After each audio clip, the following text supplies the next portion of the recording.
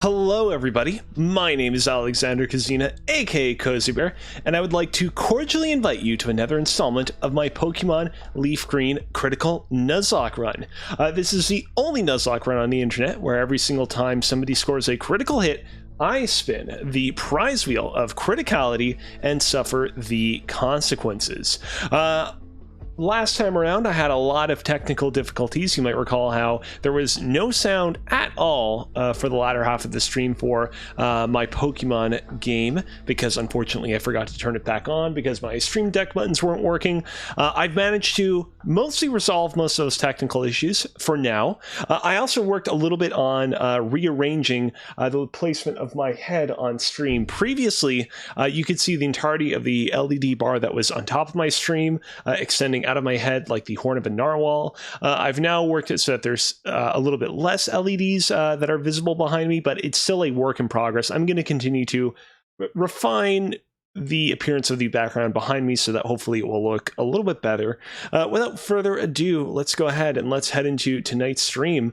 We are now on the Sevii Islands, which I'm very excited to kind of be back exploring again, because I always had a lot of fun with the Sevii Islands in them Pokemon games in the past. And yeah, it's been some time. The only thing is that right now we can't withdraw any Pokemon that end up in our Pokemon box that we capture. So we can capture them right now, but we will only be able to use them in our party after we... hold on a sec. This old man saying something vaguely important. Yeah, after we deal with this quick little excursion on the islands.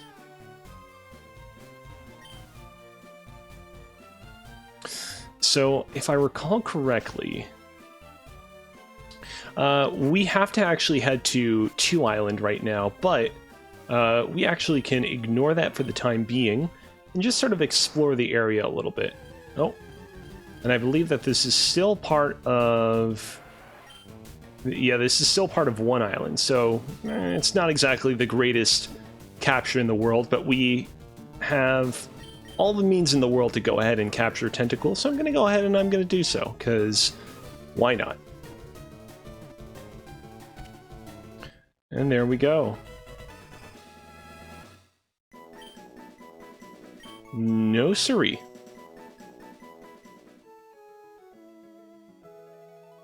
Oh, here we go. We finally have some new trainers that we can battle. So as you can see right now, our team is pretty all over the place. Blueberry is crazy ahead at level 45. At the very rear of the pack, we have Brioche at level 36. Honestly, I'm going to give Tortellini a chance to level up a little bit, because it didn't really get much of a chance to shine in the previous 2 gyms, because they were both fire type and psychic type. Here, however, I believe that Tortellini will be able to thrive. That being said, Tortellini's not that much more powerful than the Pokemon it's currently fighting, so I'm going to make sure that we level up as soon as possible.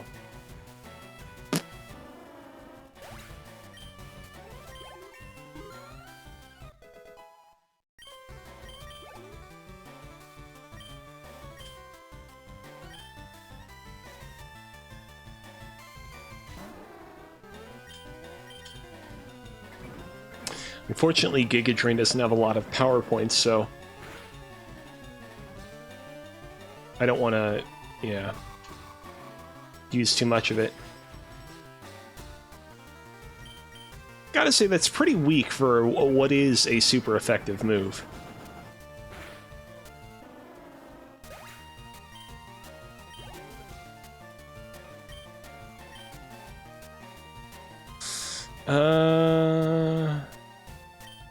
I think I should be okay, but I'm going to have to use Giga Drain for this one.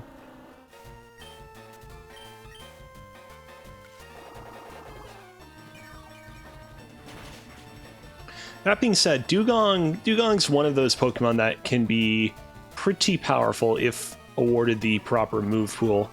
It's one of those Pokemon, much like Dodrio, that I would always kind of dread having to face off against in the Battle Frontier, because it had access to like Sheer Cold Horn Drill, you know, strong water and ice type moves, potentially like really powerful normal type moves like Double Edge as well. It could like really do some damage if you weren't careful, so I never had fun fighting it.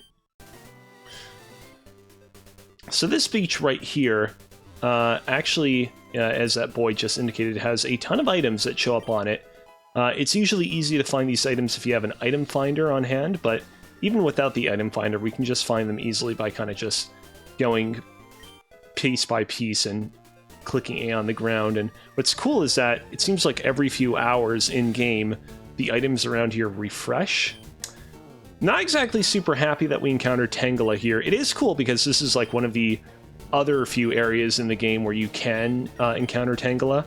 However, we also had the possibility of encountering Meowth or Persian here, and I much rather would have encountered them because they're Pokemon that we don't yet have in our Pokédex. And if we have any opportunities left at this point in the game to kind of fill out our Pokédex so that we can get some of those cool items from Professor Oak's aides, I'm going to take them.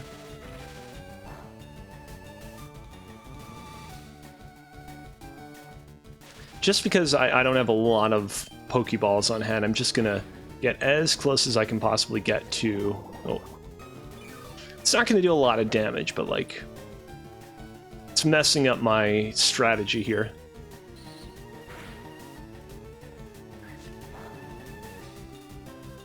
Alright, that should be weak enough. And here we go. Great Ball away. Here's the thing. While I suspect we're going to get a fair few new Pokemon from exploring these Sevii Islands, I think that we're kind of a little bit too late in the game at this point to get our hands on something that we're actually going to, like, you know, use for the Elite Four. I think it's a little bit too late for that stuff.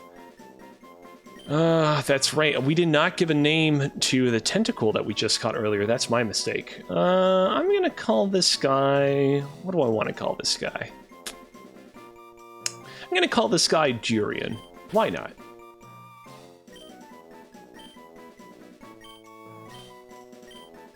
And there we go. Okay. And there we go, pearls. I know that you can also get, like, nuggets in this specific beach, if you're lucky. You can also get some, like, rare berries as well, I want to say.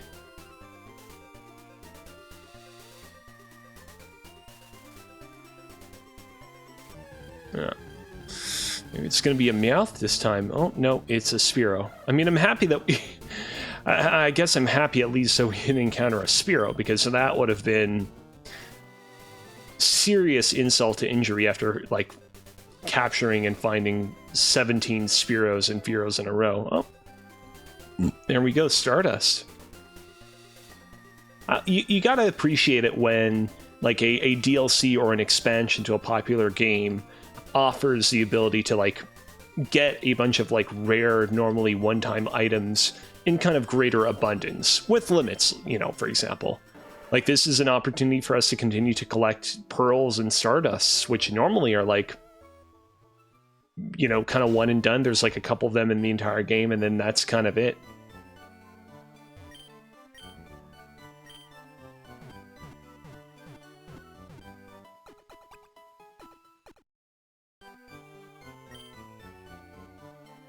And there we go.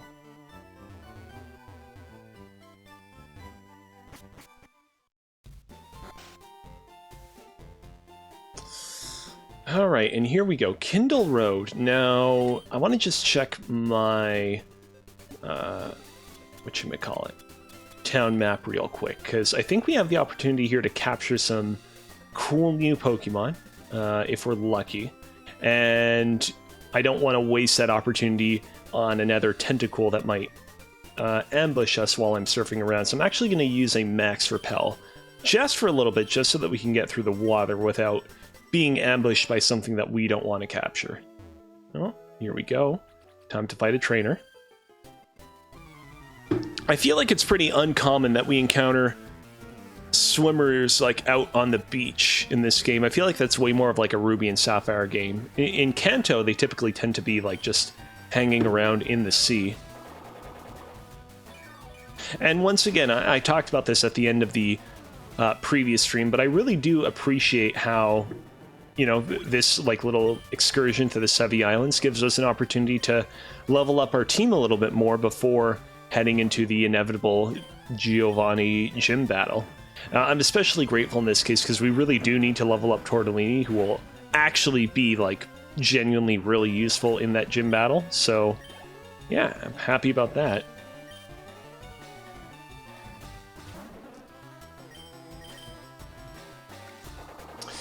It's a little unfortunate that, like,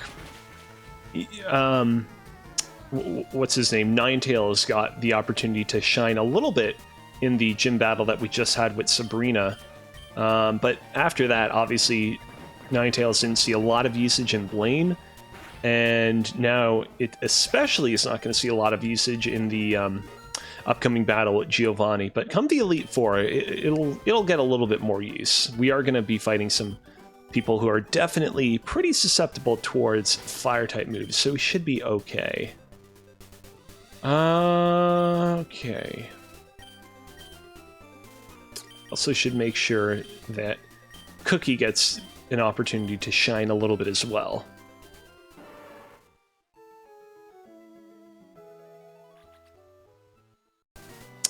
Oh, interesting. There are some rocks that we can break with Rock Smash. Unfortunately, I didn't bring any Pokemon with me that know Rock Smash, so I think those rocks are going to remain unsmashed for the time being. You know what? I'm going to go ahead and I'm going to put Brioche to the front of the party. Give her a chance to have a little bit of fun.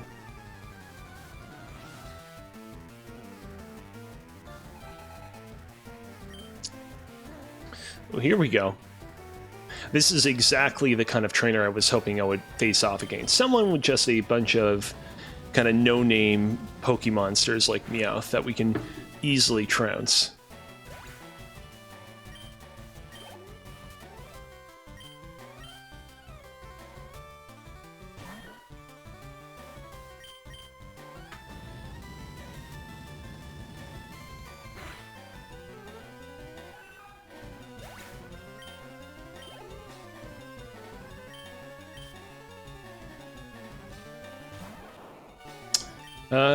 I could use Dig, which actually would be more worthwhile because it would mean that I wouldn't be wasting power points on Flamethrower, but I figured I'd just use Flamethrower there because Dig might actually result in me getting paralyzed, and I don't really want that to happen. Alright.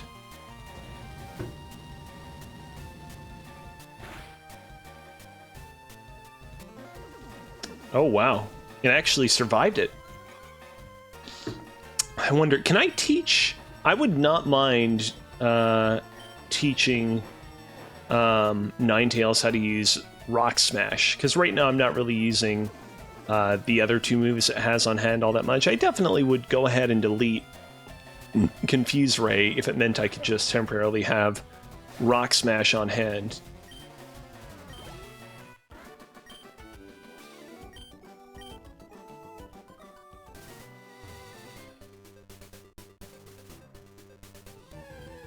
Here we go.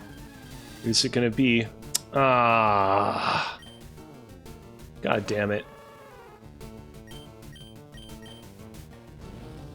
Even if this accidentally KOs it, I don't care. We have enough Furos at this point in the game. Oh, this actually is really useful in my case. I'm gonna go ahead, I'm gonna use... Fuck. Come on. This is the first time I've ever tried to use Will-O-Wisp in this game. There we go. That's a cool animation. A little bit of 3D effect there. Yeah.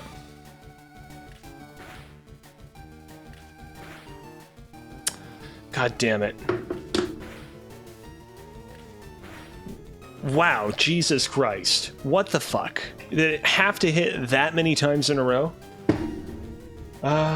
Let's go ahead and let's spin the prize wheel of criticality.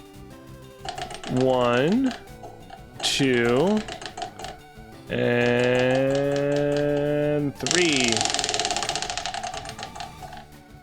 Go broke. Unfortunately, that's not really something we can do at the moment because there's not a Pokemon Center on hand. Although, actually, there might be one in 2 Islands, so maybe we'll go and backtrack there for a little bit. Before we do that, however, we have to capture our 15th millionth Fearow because this game just won't leave me alone.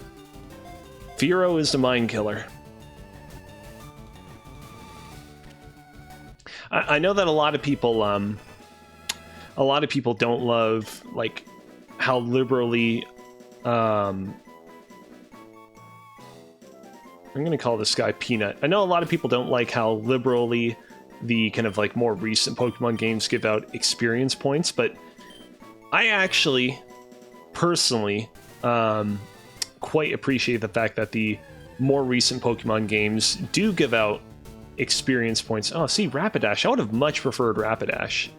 No, I can't capture it. I appreciate how the more recent Pokemon games award experience points to your Pokemon when you capture a Pokemon. That's something I actually genuinely do miss about the older games.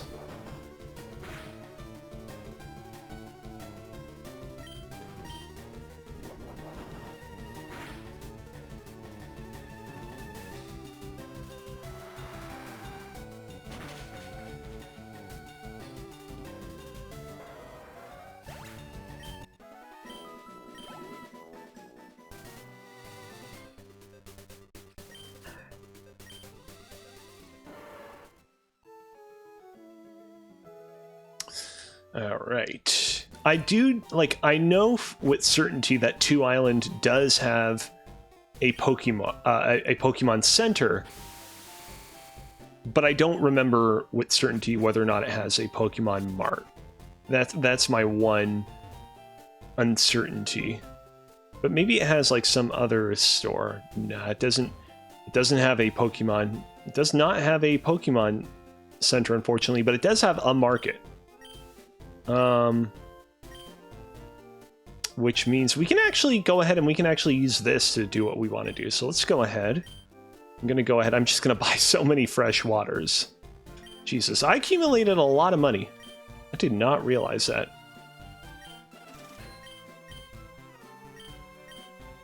And there we go. And now I'm going to sell all of my fresh water. Worked out perfectly.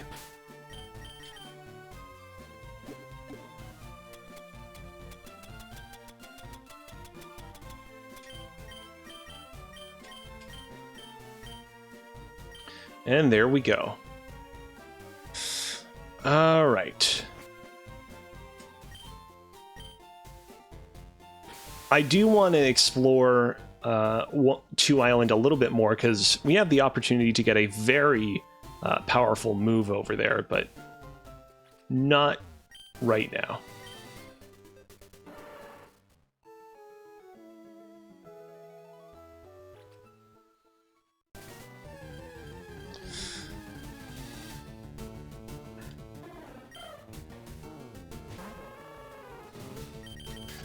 Nope, not right now. I will battle another trainer first. Unless I encounter a particularly... If I encounter, like, a Rapidash, for example, I'll probably stick around to beat it, because the experience gain that I would yield from fighting it would be pretty worthwhile. Here we go. Just what I was talking about. Actually, you know what? Let's see if I can... Oh, no. This won't kill me even if it crits once, but like... And that I'm actually considering what I'm up against. Like, it is a level 40 Rapidash. It is kind of on the tough side. I don't really know if this is actually something I should stick around for. Let's see. Yeah, unfortunately, Brioche is still just a little bit too under-leveled. I'm going to switch back out to Blueberry.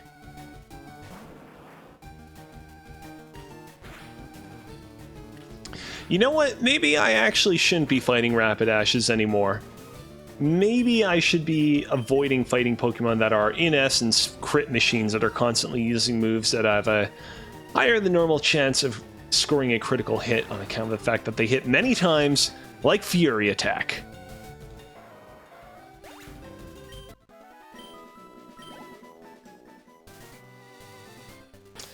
All right.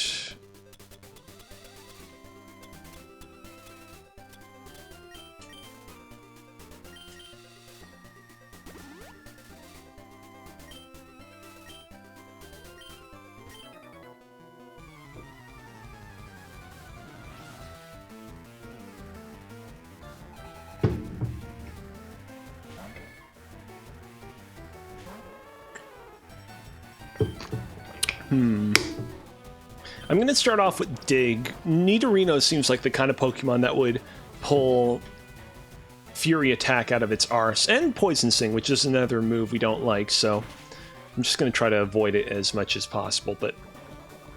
God damn it. God damn it. This is like... That was like a double whammy of like both being poisoned and getting hit by Fury Attack on the same turn.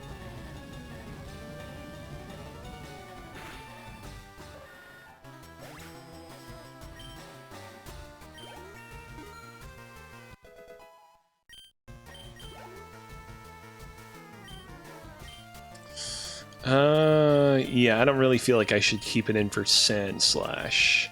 Tortellini, you're up.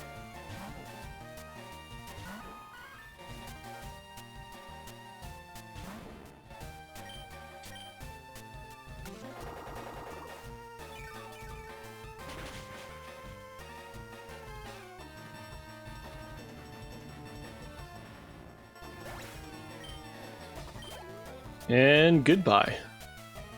Fuck, I didn't even see who that was. I'm gonna go ahead, I'm gonna switch into Lychee. Let's see if this works out. There we go, this worked out perfectly.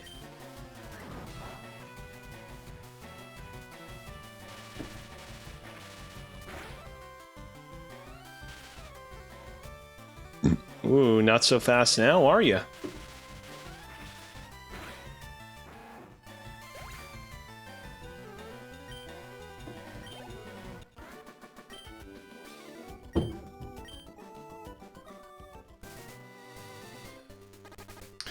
Right, we gotta heal. Hold on, hold on, hold on. Here we go.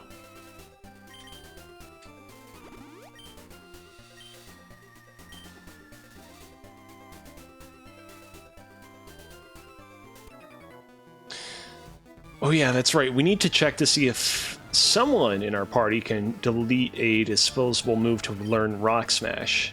Oh, I have a feeling this girl probably has Hitmonlee and Hitmonchan.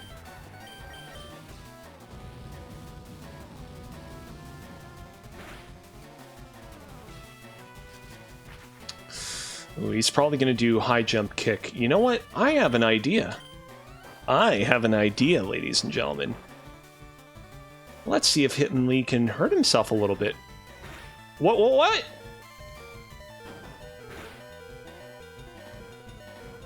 What the fuck just happened? I thought that if you flew in the air or you digged underground, you were completely immune to your opponent's moves, even if they had used Mind Reader the turn before. I didn't know it worked like that. What the fuck? I mean, look, I survived. I'm happy I survived. I'm happy I scored a critical hit on the end there, although I could have just probably switched out, but... What? In my entire 20-odd years of playing the Pokemon games, I didn't know that Mind Reader could do that. What the hell? Jesus Christ. Alright, let's go ahead and let's bring in the prize wheel of criticality. 1, 2, and 3. Shit. Hold on. Do yoga. Yeah. My right arm is much more healed compared to where it was previously, but it's still not in perfect condition. Hold on a sec. Before I do yoga, I'm just gonna real quick fix the thingamabob here that the nut came off of. It nutted real hard, and now we gotta fix it. Alright. Let's go ahead and let's bring that view out. Let's go ahead and let's bring... Just want to feel... Yeah, it's still a little bit sore. I'm very tempted to try and do some more push-ups, but I don't know. I don't want to push myself while I'm still healing. Before I do that, actually, you know what? Because I don't love the low health sound that's currently playing, I'm actually going to go ahead and I'm going to swap out my Pokemon. And there we go. I'm going to go ahead and I'm going to bring the push-up camera in. Now, what do we want to do this time? What do we want to do this time? I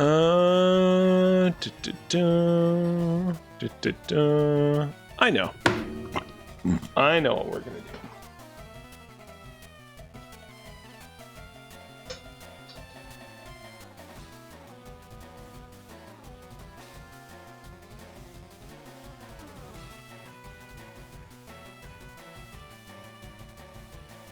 So real simple, we're gonna lie on our back like this. We're gonna clench our abdominal muscles, and we are gonna extend our legs out like this one at a time, 5 reps of 10 seconds. 5, 6, 7, 8, 9, 10. Right. 1, 2, 3, 4, 5, 6, 7, 8, 9, 10. 1, 2, 3, 4, 5, 6, 7, 8, 9, 10. 1, whoops, 2, 3, 4, 5, 6, 7, 8, 9, 10. 1, 2, 3, 4, 5, 6, 7, 8, 9, 10.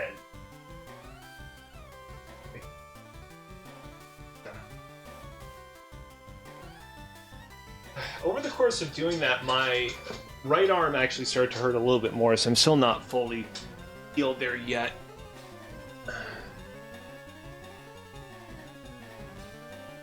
Alright. A few more levels and this guy will actually learn how to use Psychic, so just have to be patient.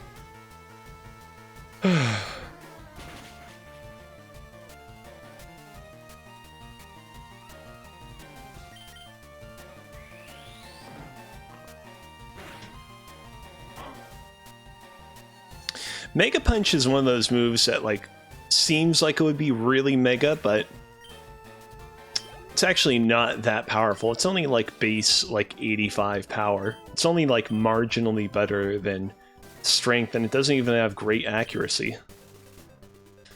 Alright, let's see.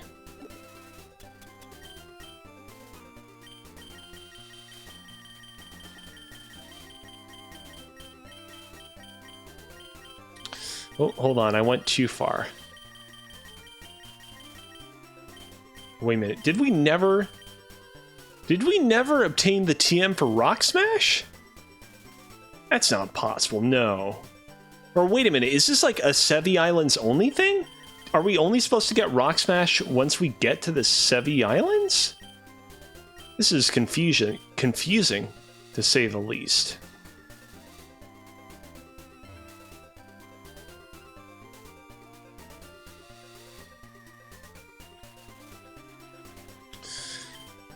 Yeah, because I distinctly do remember one of the gym leaders, it might have been Lieutenant Surge, saying like, all right, now that you've beaten me, you can use the TM or the HM for Rock Smash. But yeah, I don't think we never got the HM for it, which is shocking.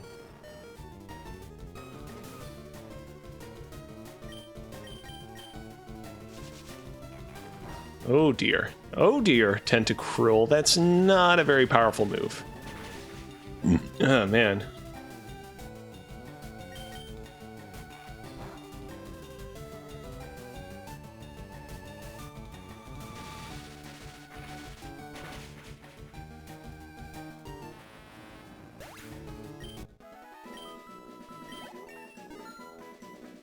And there we go.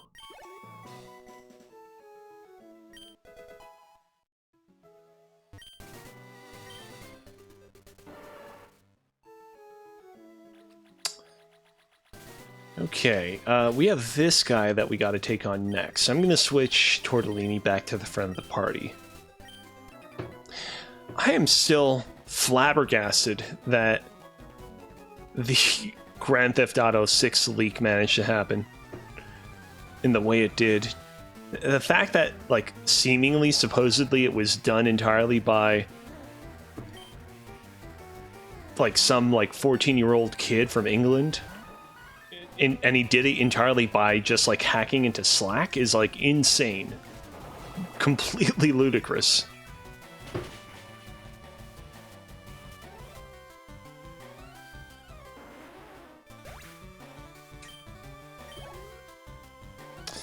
Ooh, here we go. Here we go. Some actual real meat. There we go. We are eating.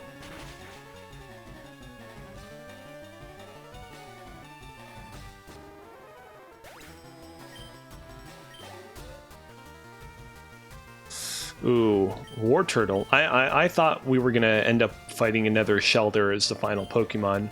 I guess we can just use Return if we need to. Yeah, it seems like this guy's largely going to be protecting his own ass, so we don't have to worry too much.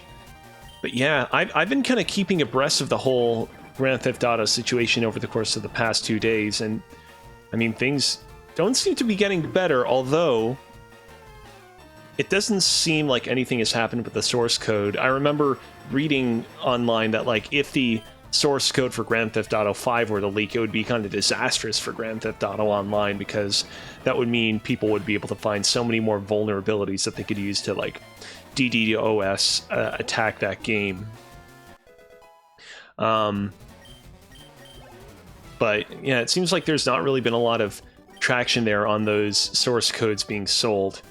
I know that there were some counterfeit attempts to obtain those source codes. There was like a guy that like pretended to be the hacker and like was like, oh man, go ahead, give me your money and I'll hand over the source code, and it ended up being like totally fraudulent. That was funny. You know what? I'm gonna go ahead and I'm gonna heal up my team just a little bit.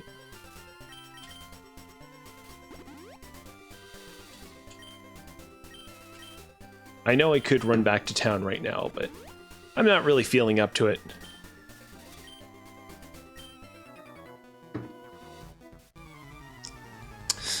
This is a little bit surprising. I thought that they were going to actually try and approach me sooner.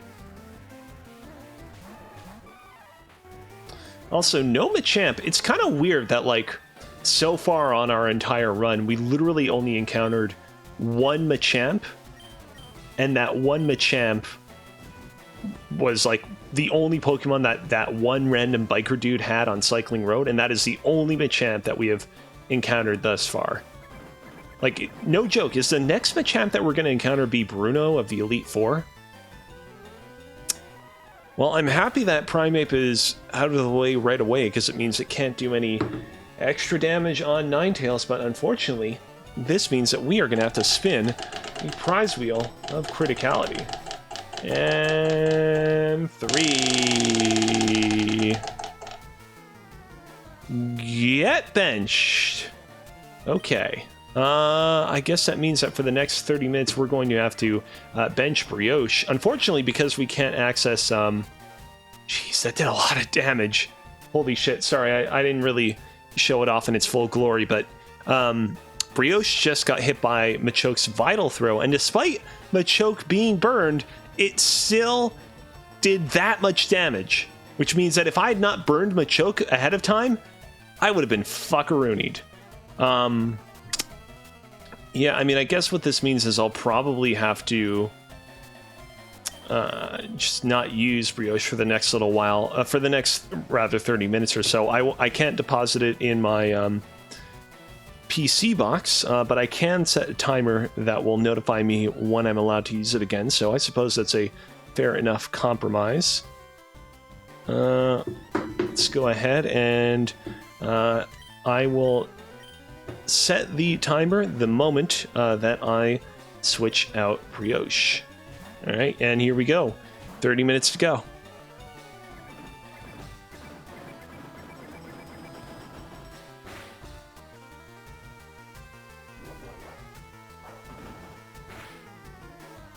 Could it have KO'd it if it had used return? Because if it was that powerful...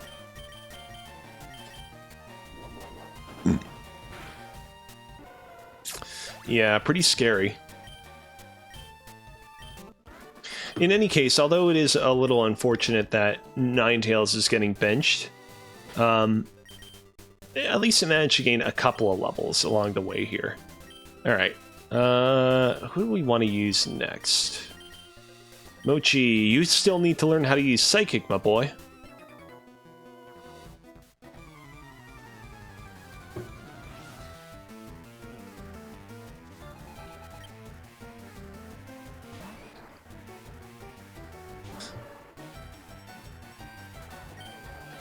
But yeah, I'm looking at I'm just checking out some like news stories right now, and it seems like there's not been a lot of there have not been a lot of updates on what's been happening in the realm of the GTA 6 leaks. Obviously, you know, Take-Two and company are, you know, issuing all manner of DMCA takedowns to remove the footage from the internet, which I saw a couple of videos of. I talked about this with Adam on the most recent episode of Respawn Aim Fire.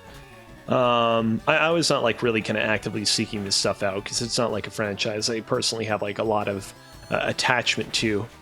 But yeah, all quiet on the Western Front right now, which, you know, kind of begs the question, did something happen perhaps to the leaker in question? If I go over to Reset Era, I could probably find some more like up-to-date information on exactly what's going on.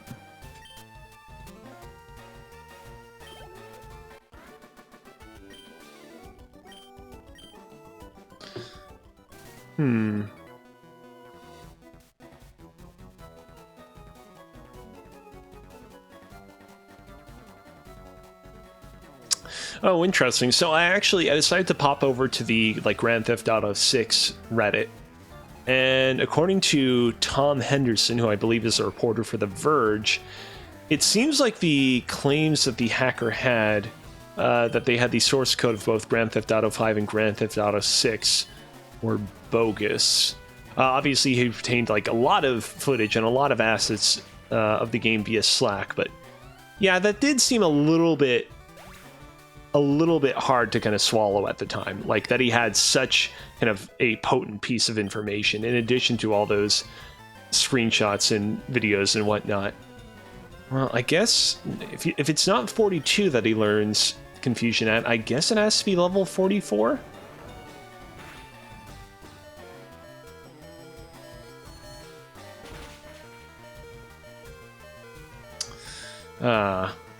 All so close. It was so close.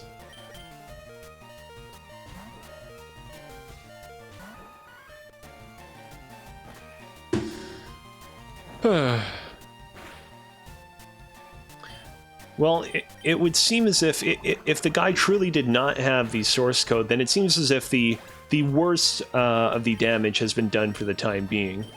That being said, obviously there will still be, you know, repercussions for years and for months and years to come over at Rockstar Games. I was reading from, it might have been also from Tom Henderson, sorry, that like, oh, I think this is where we can get healed a little bit.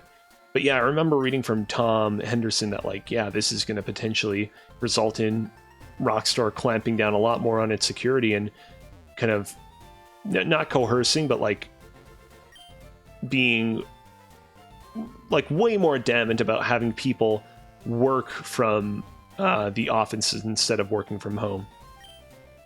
And here we go. I completely forgot about this.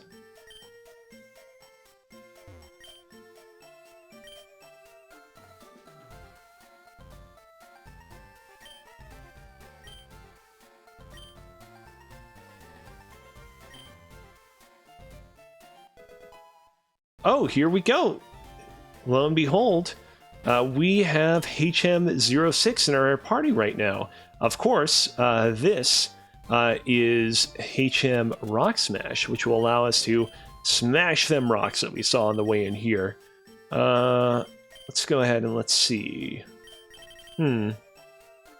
Seems like right now only Mochi and Blueberry can learn it. I am curious. Like, there are a couple of moves that Mochi knows that I don't necessarily know it's going to have forever from here on after. Let's see. Is there anything that would be worth deleting for the time being? You know what? Surf, Confusion, Calm Mind. All three of these moves we want to keep on hand. But Headbutt.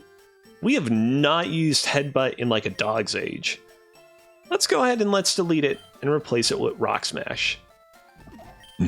I think that there are seldom cases in which Slowbro will end up using Rock Smash in battle, but you know what?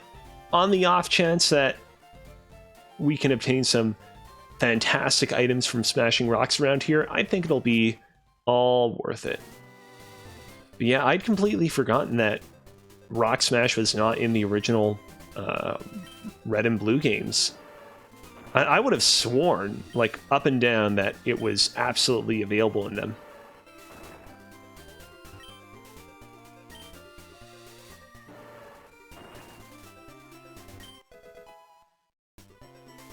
And there we go, and there were some rocks earlier around here. Of course, we might potentially encounter a Graveler or Geodude that might pop out of the rocks, so we do have to be mindful of that. Oh, here we go.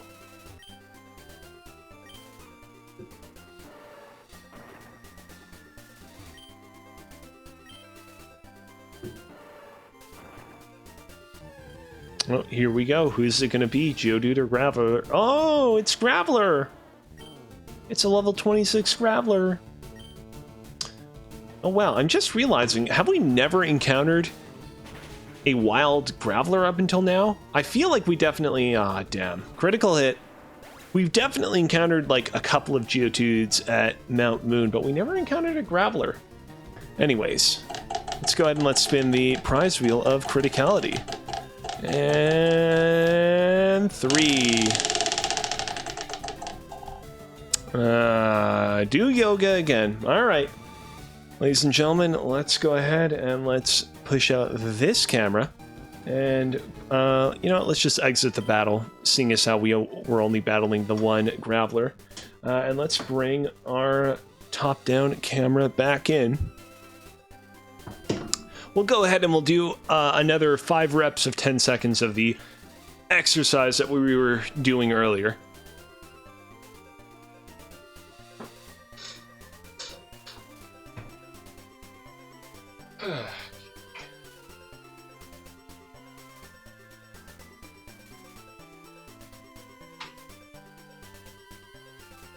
All right. 1, 2, 3, 4, 5, 6, 7, 8, 9, 10.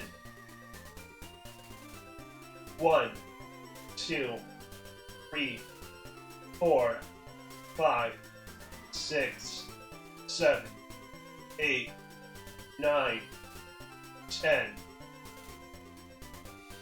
1, 2, 3, 4, 5, 6, 7, 8, 9, 10. 1, 2, 3, 4, 5, 6, 7, 8, 9, 10. 1, 2, 3, 4, 5, 6, 7, 8, 9, 10. All right.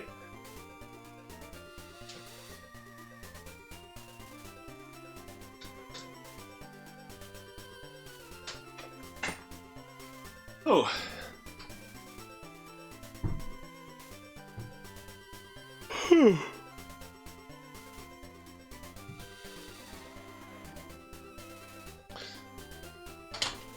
Whoops. Alright, what did we find here? Oh, a Carbos.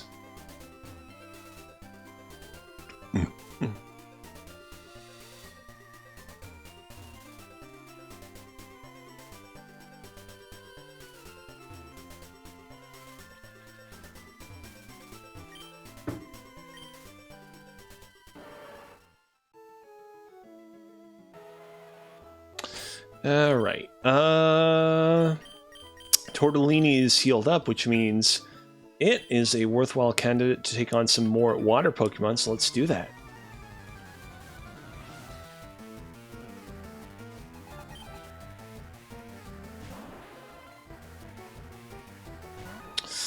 Ooh, this guy might actually have like a powerful psychic type move, or maybe not. Or maybe not.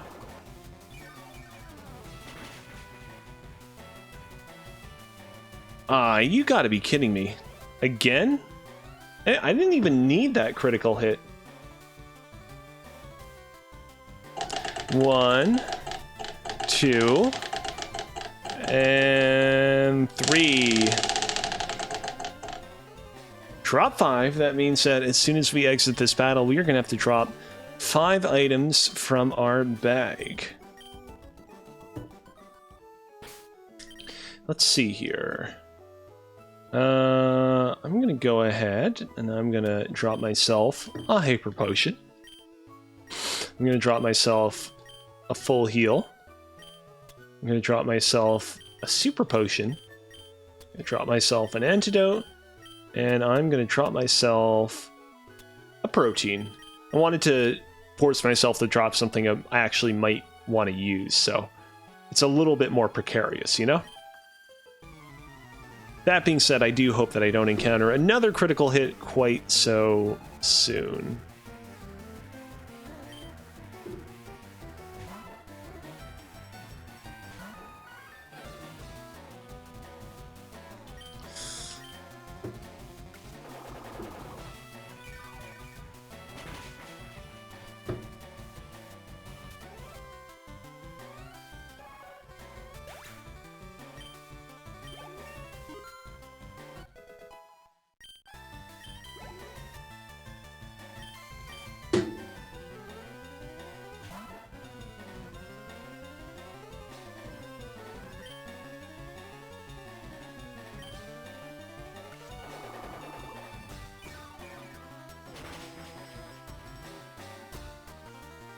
And there we go. Goodbye to Seadra.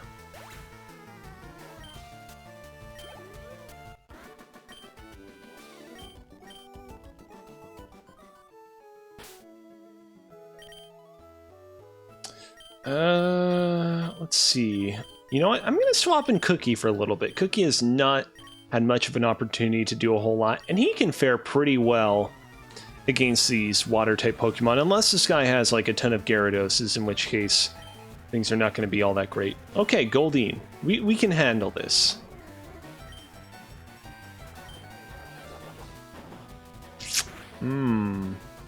Not great.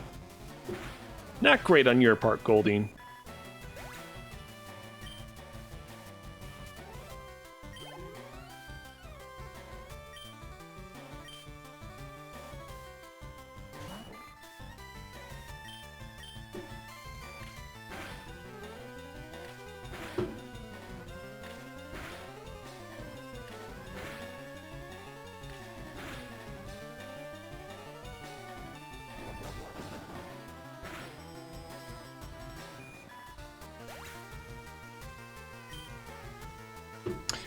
On air with Jer says watermelon or pineapple. You know what? I'm gonna go ahead and I'm gonna say watermelon. Now here's the thing. Neither watermelon nor pineapple are really fruits that I like especially love. The thing with pineapple is I feel like it's really hard to get pineapple right. When you have a real, like, ripe, sweet, just delicious rim of pineapple, maybe rim isn't the right word, a ream of pineapple, because hell yeah, when these things are real good, you can eat them like a ream of cookies or a ream of chips, when you have a real nice sweet ream of pineapple, it is delicious. It is one of the best fruits out there. But when pineapple is just like 5% not right, it really sucks. It really sucks in a way that, like, I feel like the worst watermelon you ever taste is not going to be that much worse than like the best watermelon you ever taste. Watermelon, at least in my experience, has been a lot more consistent. It can be really bland. It can be really whatever, but I feel like by and large, you bite into a piece of watermelon and you're walking away with a mouth filled with fruity goodness that is more likely to please than it is to disappoint. Unlike pineapple, which I think more often than not just falters out of the gate. But again, pineapple can hit. It's just unfortunately a little bit uncommon. Ooh, that sounds like a lot of fruity goodness going on right over there. Thank you once again, by the way, for tuning in. Always appreciate it.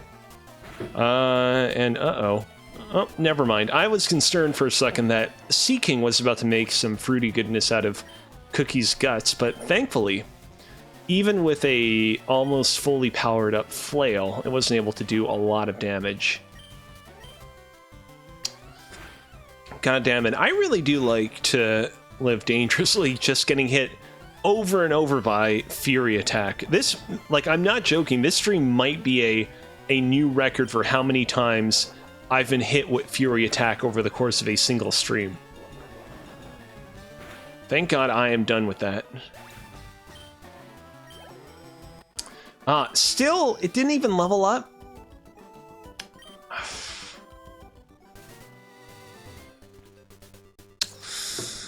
Is Sea King better sushi or Magikarp? I'm gonna go on a limb and say that I think Sea King is better sushi because, you know, we saw this in the Pokemon anime.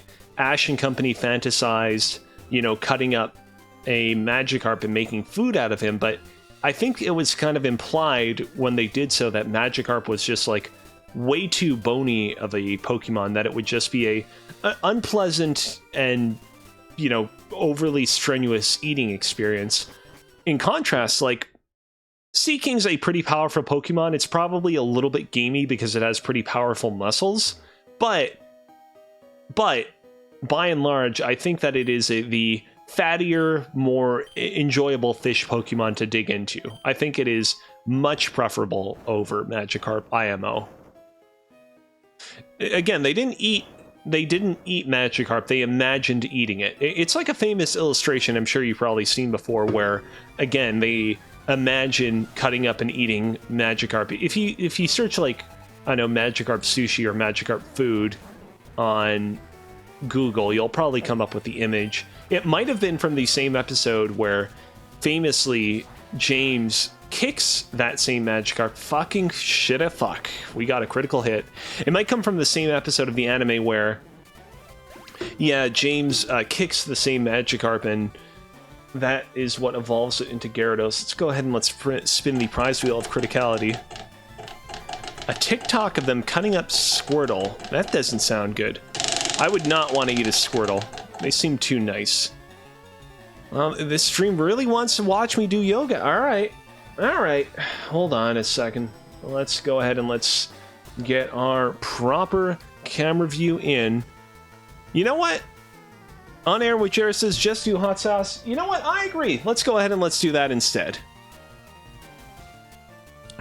We typically, by this point in our streams, have done a ton of hot sauce shots, but for whatever reason, we've not done any so far. Of course, this is the old Melinda's Chipotle pepper sauce. For all you boys and girls out there that have never seen this before, let's go ahead and bring in our main camera view. All right.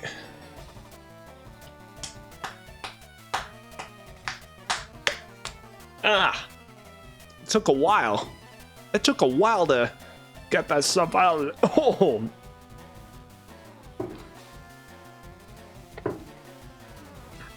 Man. My girl Melinda. That's one way of looking at it. Whew. Oh, there we go. That's it. Sweet familiar burn of passion. All right.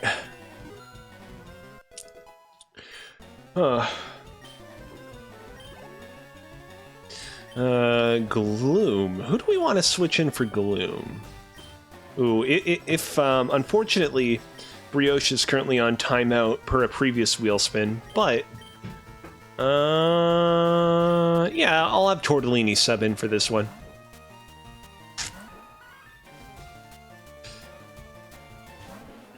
At some point, though, I will want to get Brioche the Ninetales back in the game, though. Because I get the impression that there are a lot of grass-type Pokemon around here that I'm going to want to use it on. Also, speaking of which, the current trainer that we're battling is of the Pokemon Ranger class. Obviously, Pokemon Rangers were like pretty... they were pretty widespread in Ruby, Sapphire, Emerald. Is this the first Pokemon Ranger that we fought in LeafGreen so far? I think it might, because I distinctly don't remember seeing that sprite at the beginning of any of the prior battles we've had this game. Wow, there's a lot of stuff, a lot more stuff on the Sevii Islands than I remember there being here. Obviously, I remember it being this, you know, kind of cool, like, semi-post-game-ish area with, like, a lot of new locales to explore. I had forgotten that this was the part of the game where you actually gained access to Rock Smash, and apparently Pokemon Ranger people. On Air Witcher says, it's been so long since I've played these. What games do you play once a year? You know, I don't necessarily have like a fixed game with like a distinctive like beginning, middle, and end that I play, like I make a point of playing every year. Also, hold on. Oh, here we go. Good. I have not yet captured a Ponyta, and this was my one potential capture for this area, so I'm glad that we encountered it. I'm going to actually switch into Tortellini for this one. There was a period of time where I actually did play a lot of... I want to hit it with a status affliction. There was a period of time where it felt like I was playing like Kingdom Hearts Chain of Memories, like a version of that game at least once per year. I was playing that game all the time. I'm incredibly fond of that game. And I do make a point of playing at least one like Kingdom Hearts game per year, be it like a new Kingdom Hearts game or like a re-release of an old one. Also, Tortellini might be in danger here, so I'm going to swap out to someone else. Are you kidding me? Alright. I am not going to take my chances. I'm going to heal up Tortellini. There we go. On Air with Jer says, I play Ocarina of Time, Resident Evil 4, Donkey Kong Country 2, Bioshock. The Donkey Kong Country games, both Donkey Kong Country 2 and 3, are examples of games that I actually play pretty often. Again, not like literally every single year, but like often enough that it definitely comes close. Of course, there are like certain games that I do kind of play like perennially. Like I do play like a lot of Cookie Clicker every year. I do play a lot of what is it? Why am I blanking on it? Apex Legends, ever since that came out in 2019, although I'm kind of on timeout with that one because I gamed a little bit too hard over the summer. What do I want to call this guy? Oh,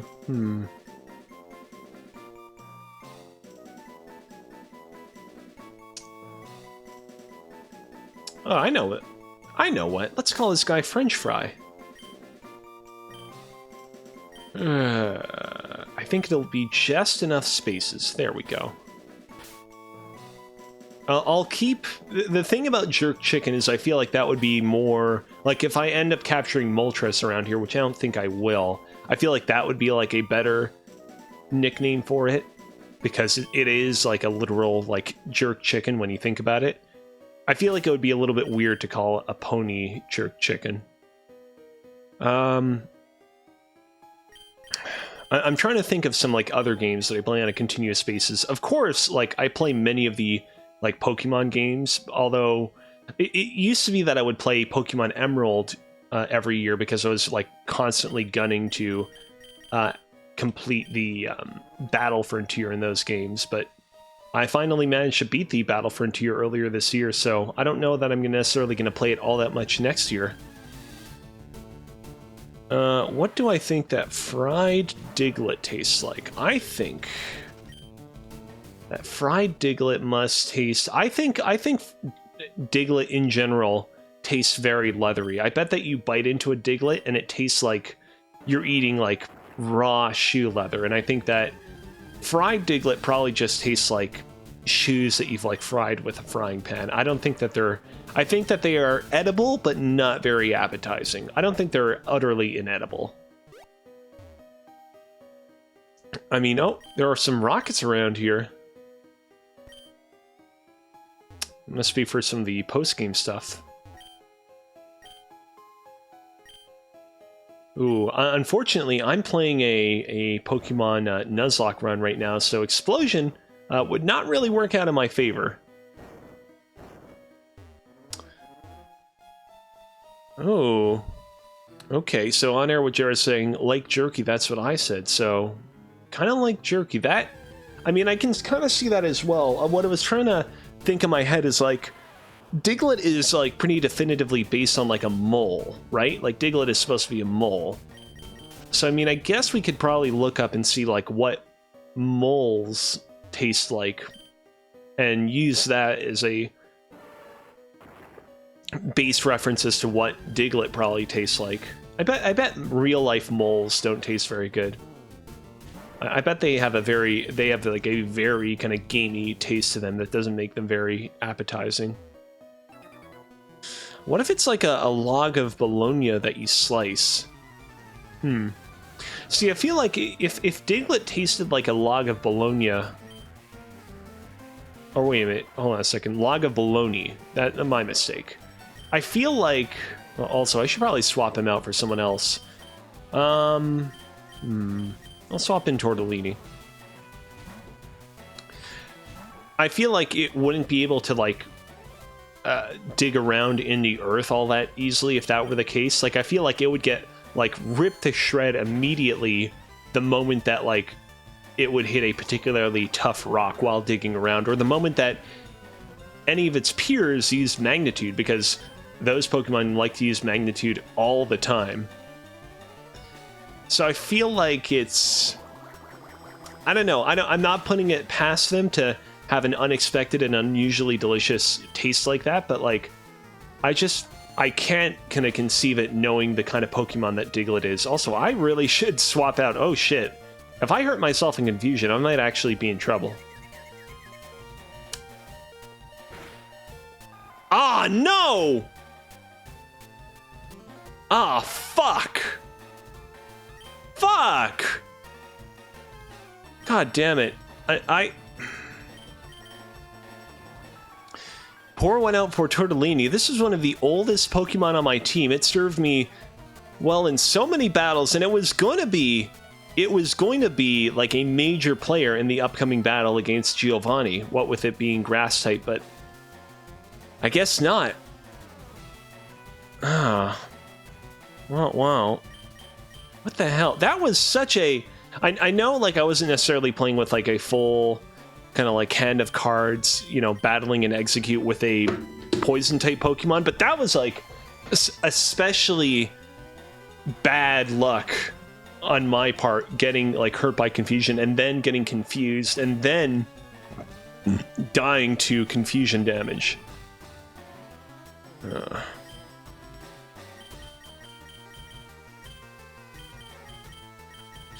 I'm going to swap in Cookie, but I'm immediately going to heal him so we don't have any more issues.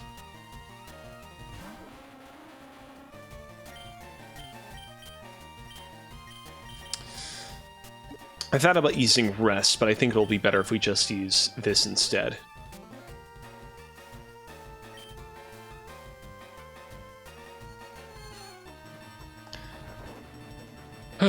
Or maybe I should have just used Rest. Maybe it wouldn't have made a difference. What the fuck? How the fuck was it that powerful?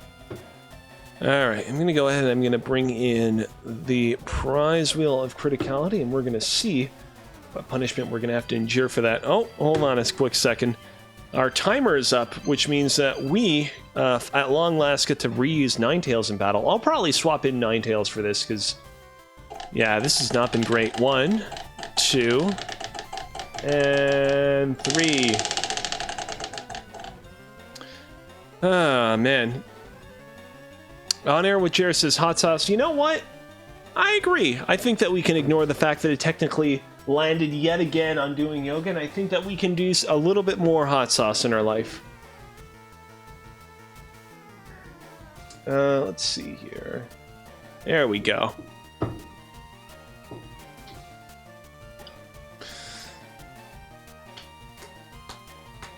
Oh, I got more in my mouth than I was planning to.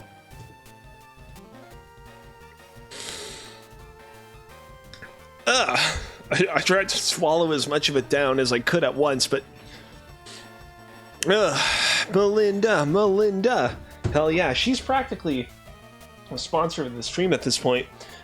If you're the CEO of the Melinda Corporation out there, and you want to sponsor twitch.tv/Kozibear Live, reach out, because I will be more than happy to do so.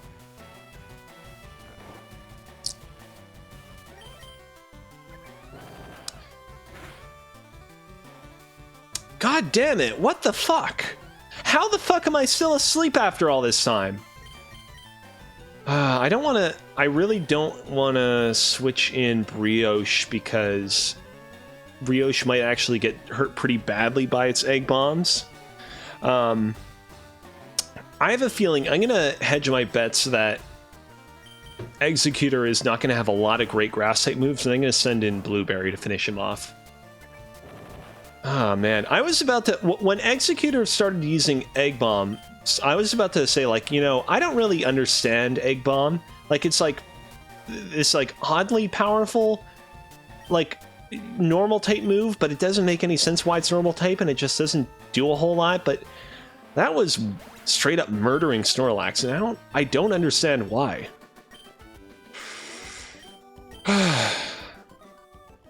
Unfortunately, there's no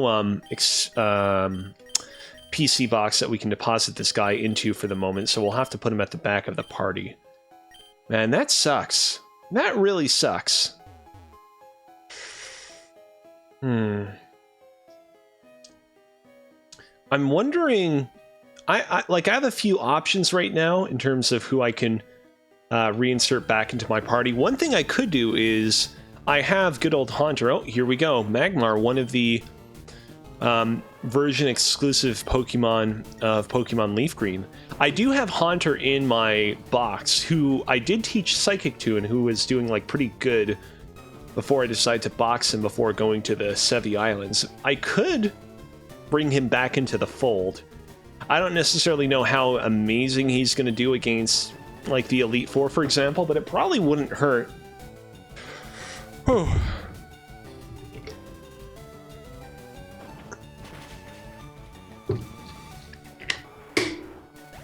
But man, pour one out for Tortellini once again, because that was one of the original ones. The story with Tortellini is that I caught a Bellsprout very fortuitously just south of Cerulean City, and I trained it up and everything was going good. And then, quite unfortunately, I evolved that Bellsprout into Weeping Bell, and it died to the fight against Gary on the SS Anne. And I was like, man, this really sucks, but good news, I actually caught 2 other Bellsprouts along the way, and so I'll train up one of these other Bellsprouts. One of these Bellsprouts has an Adamant nature, which will actually make it pretty good at using normal type moves and poison type moves, so I'm going to use that one for a little bit. Used it for a little bit and eventually evolved it into a Weeping Bell, and then I decided, you know what, I'm not taking any chances. I'm going to go ahead and I'm going to buy a Leaf Stone right away, and I'm going to immediately evolve it into a Victory Bell right away, and it served me very well for a very long time. Participated in many, many major battles that I've had so far throughout this campaign, but I guess in the end it just couldn't really hack it. Also, I am concerned I might accidentally get killed by a ground type move here, so I'm going to swap in Blueberry. Whew. Ah, man. And it's really unfortunate because the past stream and a half, I basically had no deaths. The last major Pokemon on my team that died was Hitmonlee, who, you know, died very tragically at the beginning of my 11th stream, but after that, it was pretty much smooth sailing from there. I guess Tortellini, the Victory Bell's strong special attack stat actually worked against it, because it probably is what resulted in it doing just enough damage to itself in confusion that it killed itself on that turn.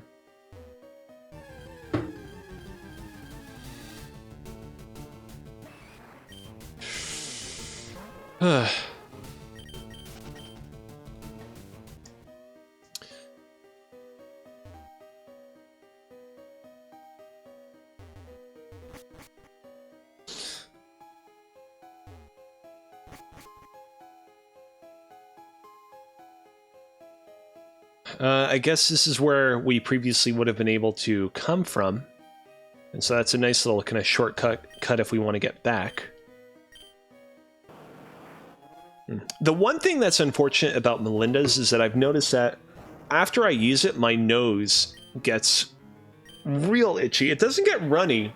Like, it's not like there's a buildup of phlegm. It just gets really itchy, and I'm like kind of irritated by it for the rest of the stream, and I don't really understand why.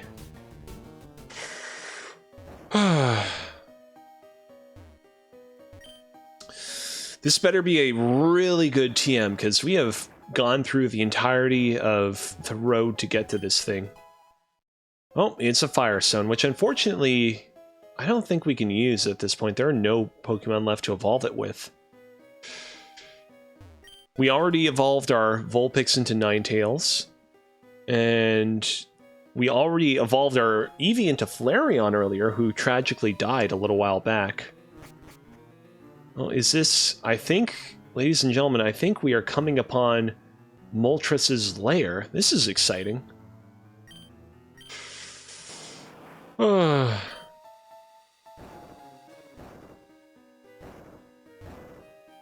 Now, unfortunately, because we already captured our Pokemon here within Mount Ember, we can't really bring this guy onto our team. But you know what? You know what? I think it'd be fun to give this guy the old 1-2. So I'm going to go ahead and I'm going to bring Blastoise to the front of the party. I'm going to heal him up with a wee little super potion. And I am gonna go to town on this here jerked fire chicken bird.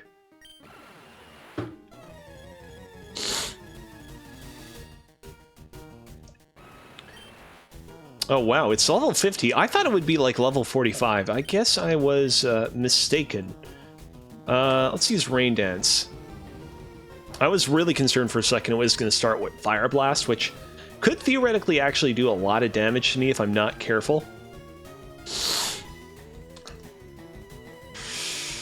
Oh, imagine if it had been a shiny Moltres. That would have been quite the surprise.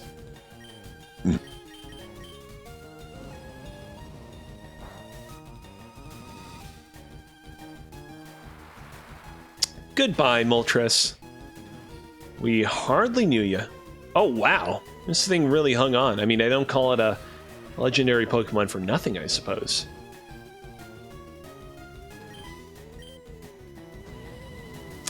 Ooh, a little bit too late, Moltres. If you'd used that a couple of times earlier, you might have been able to do a little bit more of a dent in me. Or maybe not.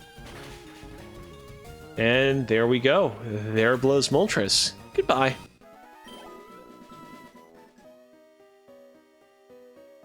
And that's that for Mount Ember. I feel kind of bad doing that, considering we didn't even get all that many experience points from that, but Hey, it was a fun little excursion. A fun little excursion that unfortunately resulted in Victory Bell's death, but we'll put that aside. Let's see here. Do I have any repels on hand? Because if I have a repel, I'm going to go ahead and I'm going to... Here we go. Honorwitcher says, you just invaded its nest and made your Pokemon kill it. I mean, it didn't really look like a nest to me. I mean, it looked like... Are those rocks, like, supposed to be its nest? Or were those rocks arranged in that manner because it was trying to fabricate a nest? I never really thought about that. I mean, I guess that would kind of make sense, because Moltres is, like, literally on fire. Its wings are, like, literally, like, awash with flames.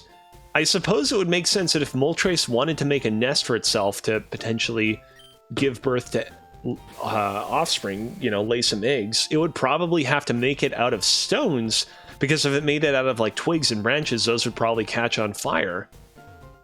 On Air with Jerry, you might actually be onto something here. I think we just uncovered a major aspect of the lore of the Pokemon universe that I never previously would have even considered. Wow.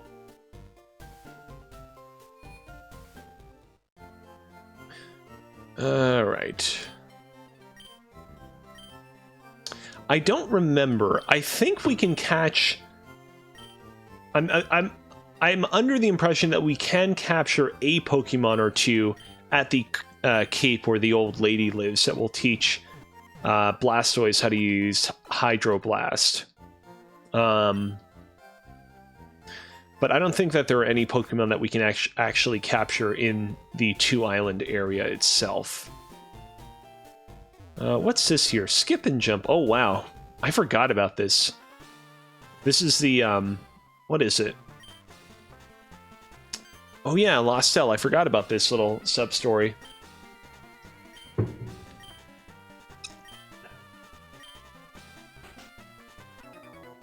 Oh, no. I completely forgot about this guy as well.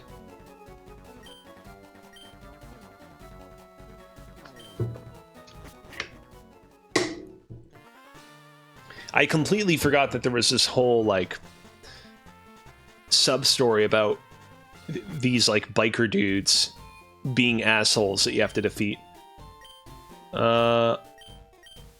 But yeah, the skip and jump, the joyful game corner, this was for the mini games that you could only play with the those like little wireless attachments that you could attach to the end of your Game Boy Advances. Ooh. Do we have... we don't have any mushrooms on hand. That's too bad. If I had some mushrooms on hand, I would actually see if there were any moves that he could teach my Pokemon how to use. Alright, here we go. Cape Brink.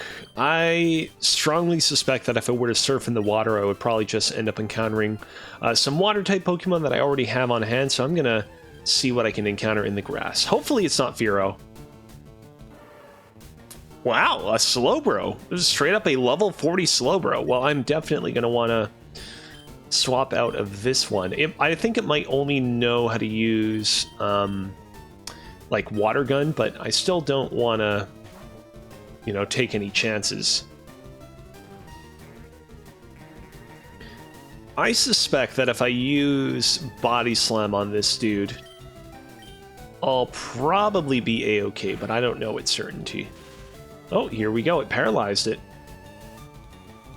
I think one more Body Slam and it will be weak enough that I will be able to capture it with an Ultra Ball. Well, I suppose that if the Slowbro that's currently on my team, Mochi the Slowbro, ever should perish, I'll have this guy as a backup.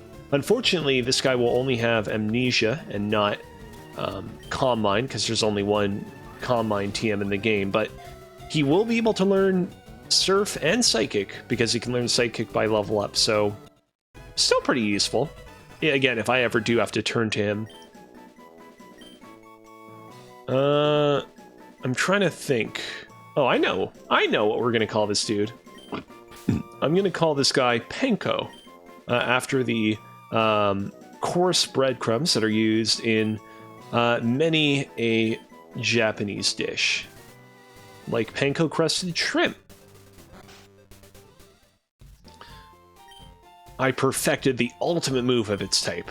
But will no one take it for future use? You. That Ninetales? No, it was just mistaken. Okay, so I guess we have to have... We have to have Blueberry at the front of the party for this one. Okay.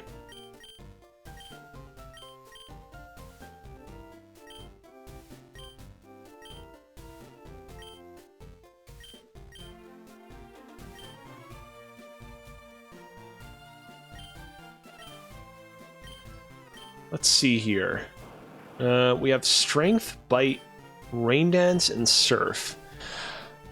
I mean, my instinct is telling me to maybe get rid of Rain Dance, because outside of that one battle that we just had with Moltres, it's not like I really use it a whole lot. I also could theoretically just reteach it Rain Dance later on if I really need to. And, I mean, I could also teach Magneton Rain Dance, which I probably will end up doing because I'll probably want to teach Magneton how to use Thunder later on. Alright, let's do it. Let's give ourselves a nuke. And that's the other thing too, like, Rain Dance plus Surf is equal to a move that is, like, just slightly under the power of Hydro Cannon. So now we have a move that is actually as powerful as Hydro Cannon, because it literally is Hydro Cannon. I'd love to use it right here and right now, but yeah, unfortunately I don't want to use it on a Slowbro, so I'll swap in Lychee and take care of him instead. Actually, hold on, if he's using Amnesia, this might actually be a little bit tough. Hold on. Let's see, Spark. Come on, let's go for it. Come on, come on. Woo, there we go. We can still 2-hit KO him.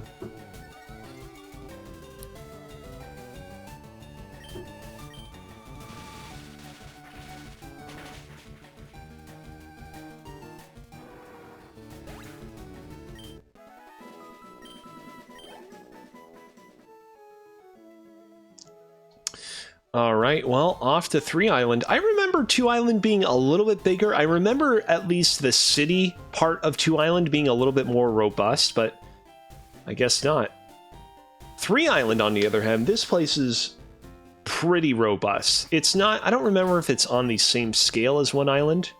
I guess I can go ahead and look into my town map and see what we're dealing with here. I mean, it's not quite as, obviously it's not quite as vertical as 1 Island, but it is quite a bit horizontal.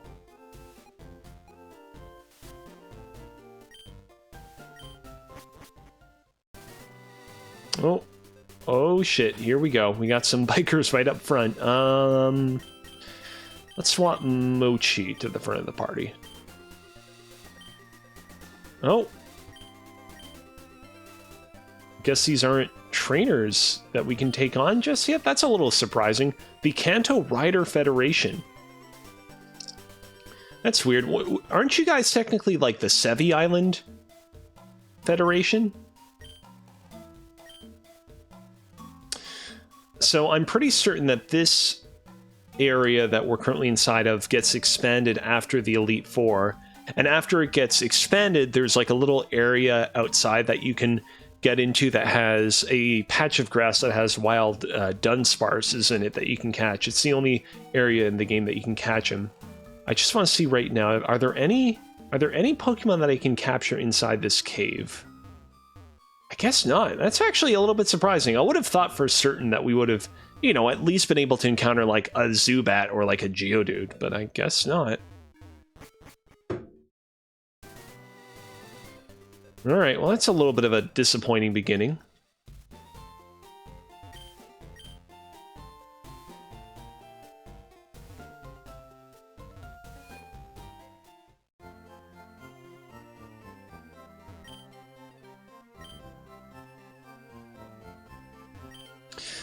Oh yeah, I forgot about that. So we're heading to an area called Berry Forest. Oh wait, we can link with the PCs in Kanto now?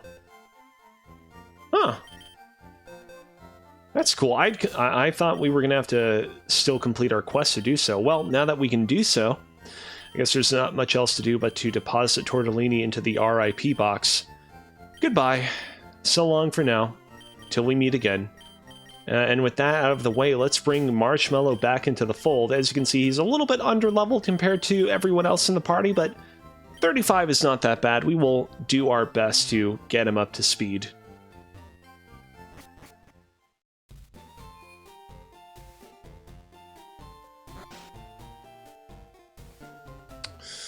Nobody's hanging out around here. This is a pretty derelict island. Alright, here we go.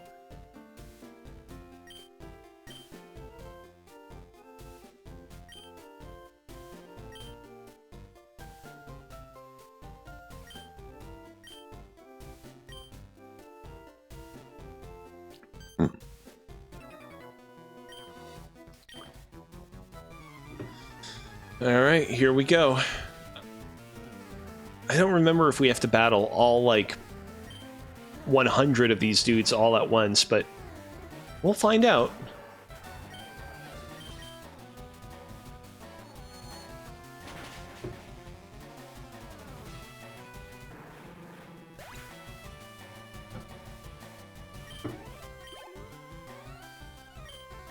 After I deal with these dudes, we'll go ahead and we'll do tonight's Snacks and Collation segment.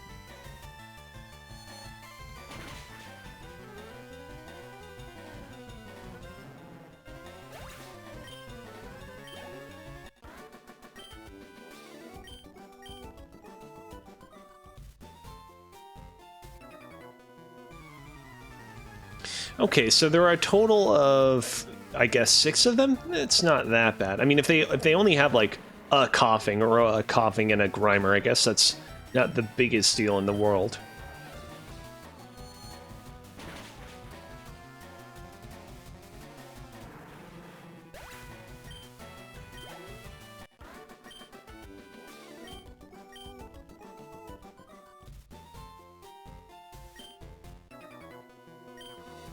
Here we go.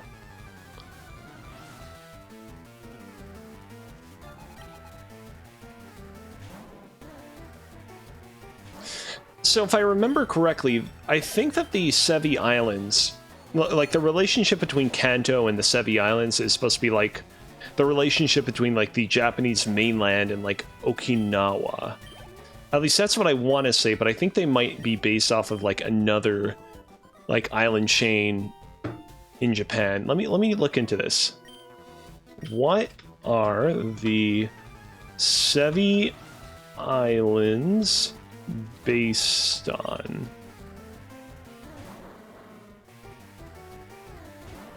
Okay, interesting. So, according to wikibooks.org, the Sevii Islands are based on real-life locations, this time on the Izu and Bonin Islands, off the south coast of Tokyo. A map of the Izu Islands, a real-life... oh, I guess this is like a caption for an image. Here we go. Oh, interesting. A map of the Izu Islands, a real-life location which inspired the Sevii Islands. Interesting. Interesting. So looking at this map, it seems like there are... like 1, 2, 3, 4, 5, 6, 7, 8, 9, 10, 11, 12, 13, 14, 15 or so islands. And they're like directly south of Tokyo. Which is, yeah, that makes sense.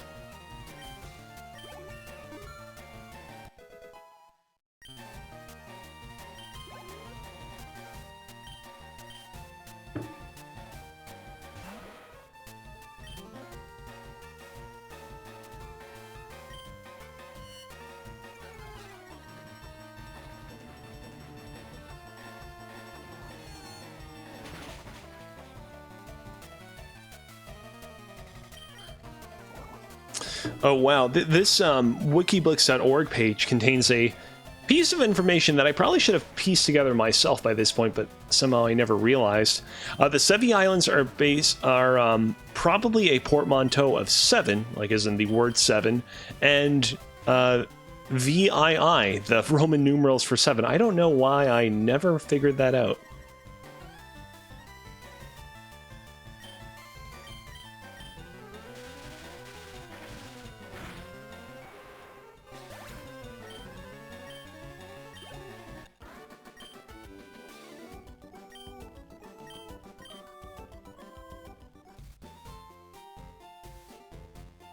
And that's that.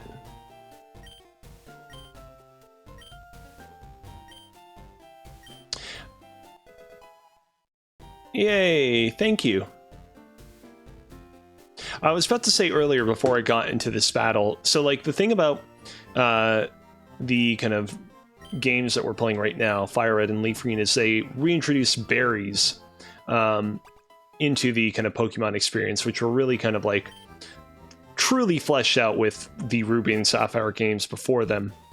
The thing is that there are not many good opportunities throughout the game to like get berries. Like they aren't really kind of common items that you can pick up on the ground. God damn it. And so they introduced some new areas in the game, like that one beach that we passed by a little bit earlier, and now Berry Forest, which we're about to get into, where berries are like super abundant and you can get them super easily.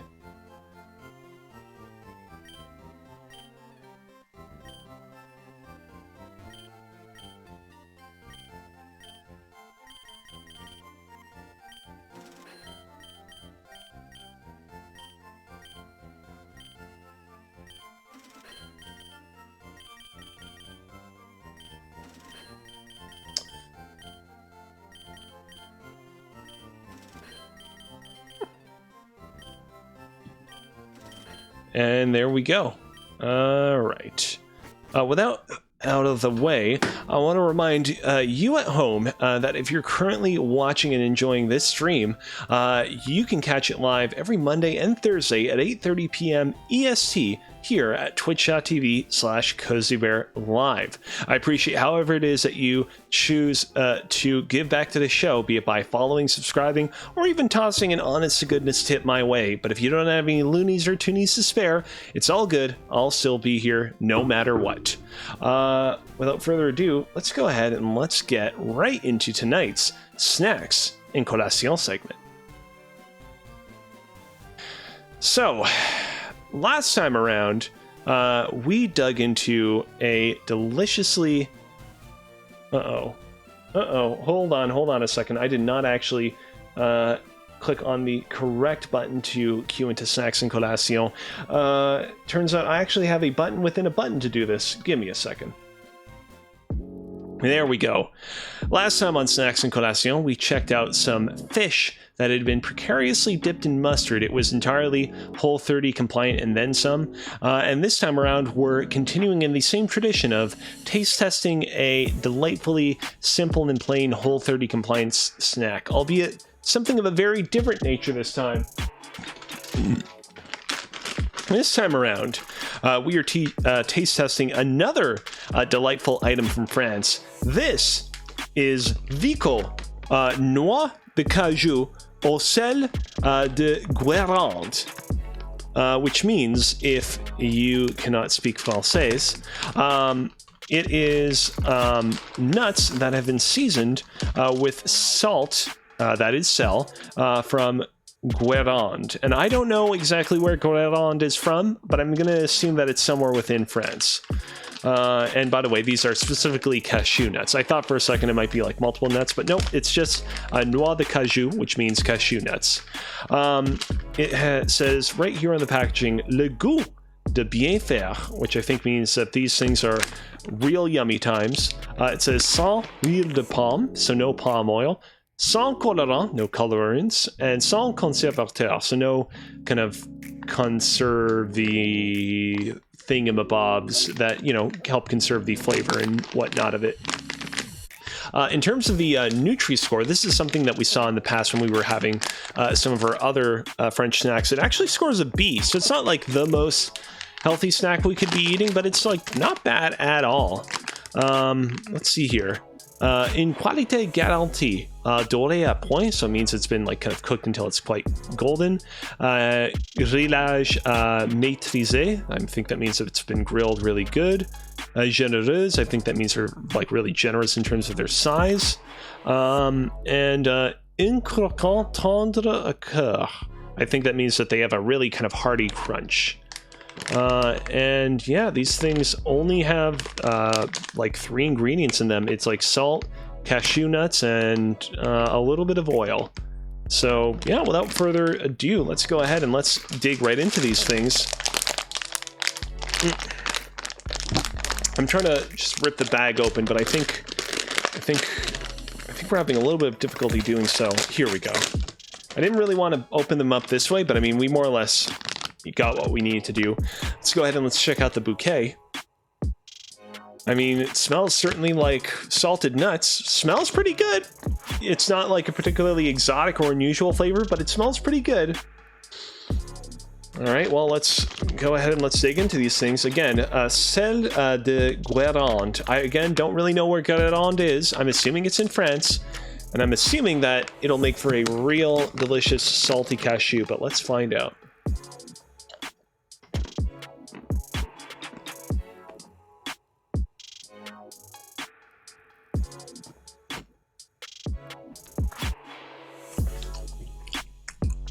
Pretty good. Pretty good. I am surprised by how surprisingly sweet these cashews are. They're not bad at all. I'm very impressed. Let's have a few more.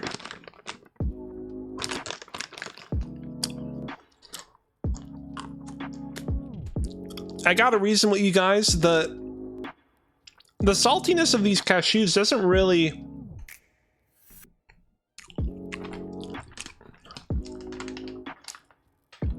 I don't feel like it really, like,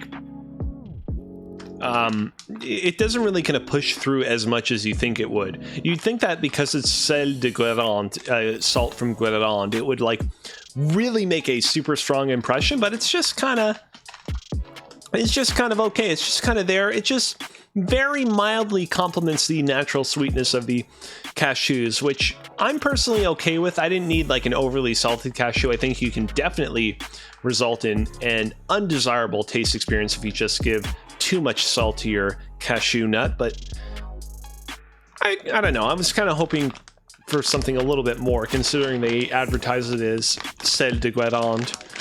Let's go ahead, let's have some more, and then we will make our verdict.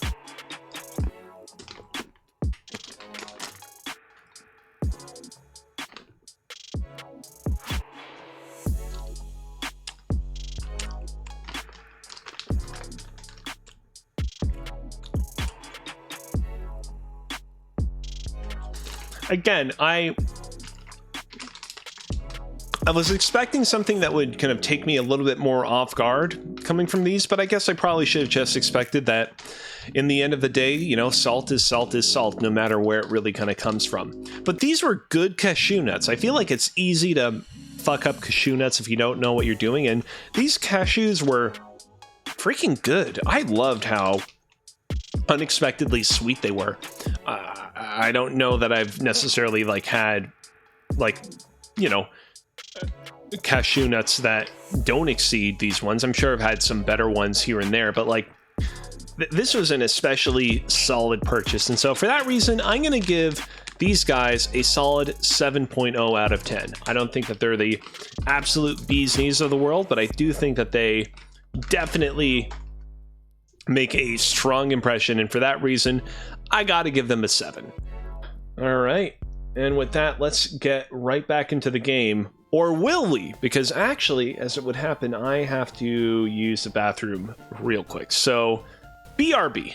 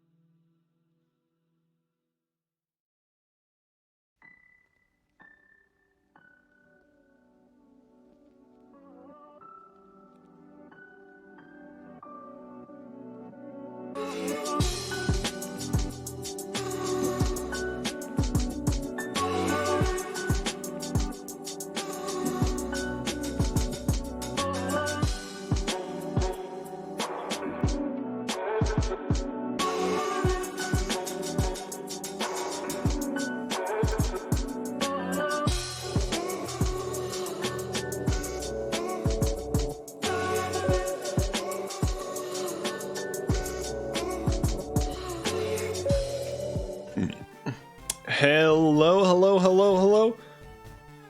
Hello! I was really hoping for a second there that I could burp out a hello, but unfortunately that burp was unintelligible. But that's okay, because we are here and we are back and ready to have some streamy fun. I just noticed there are a couple of trees around here that we could actually cut down if we had the means to do so. And I'm wondering if maybe we might actually want to quickly swap in a Pokemon from our box that could do so. Let's do that. I gotta be really careful, by the way, that I don't scarf down all those cashews all at once, because I was reading the back of them. That small little bag right there, 600 calories. Makes sense because nuts are very caloric, even if you don't add like salt or spices or anything to them, but like, gotta be careful all the same.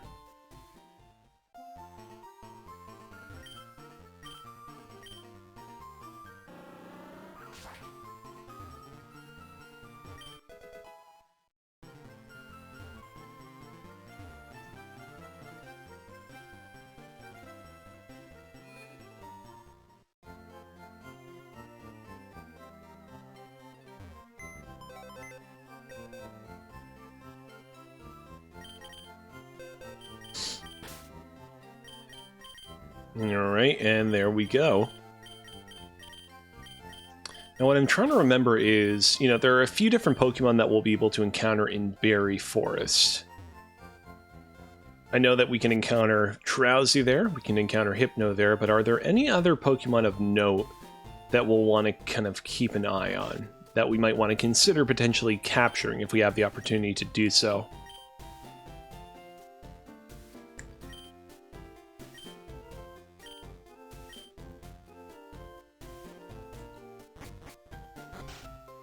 I'm pretty sure that guide there, like the little piece of information he provided, was just like window dressing to help understand Sabrina a little bit better. Well, I'm happy that the people of Sevii Island are really kind of getting along and having a cool time. Well, there's another thing of grass that we... Oh, I guess there's like an invisible item that we can get if we cut that tree. Bond Bridge. I don't remember this area at all. Let's see here. I'm going to put Marshmallow at the front. Let's see what he can capture. Ooh, here we gonna go. It's gonna be someone... Oh! Pidgeotto. Alright, well... It's not really something I was hoping to fight, but... I guess I'll take it. The good thing about this Pidgeotto is that I'll be able to level him up one level... Oh, shit, really? Ah, god damn it. Well, so much for my plans to immediately evolve him into a Pidgeot and get his Pokédex entry.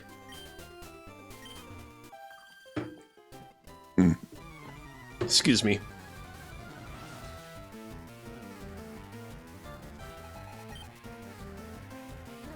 Clefairy and Clefairy. Alright.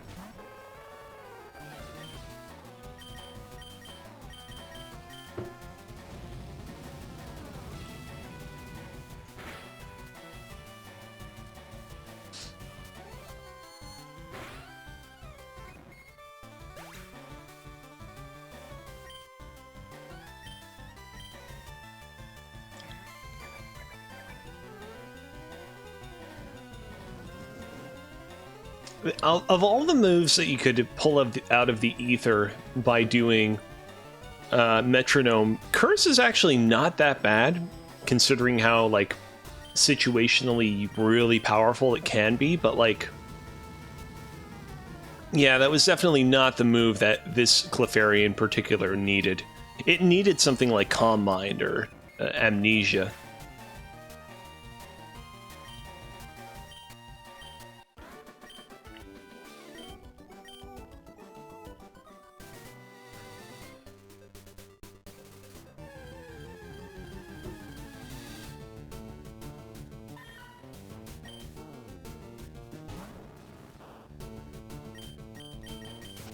Oh man, I would have liked to have caught a Meowth. Meowth would have been a worthwhile capture.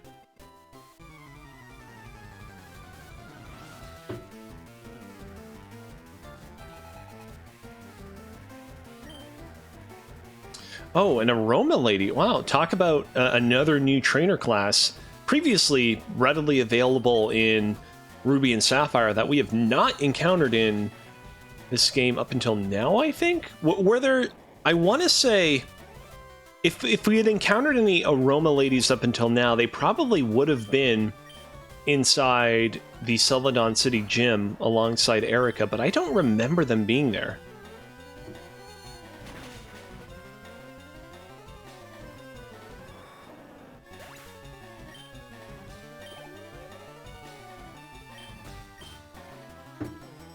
Man, we really lucked out. I was concerned that Marshmallow was going to be a little bit in over his head. Bringing him into 3 Island at like level 35, but he's doing pretty well for himself.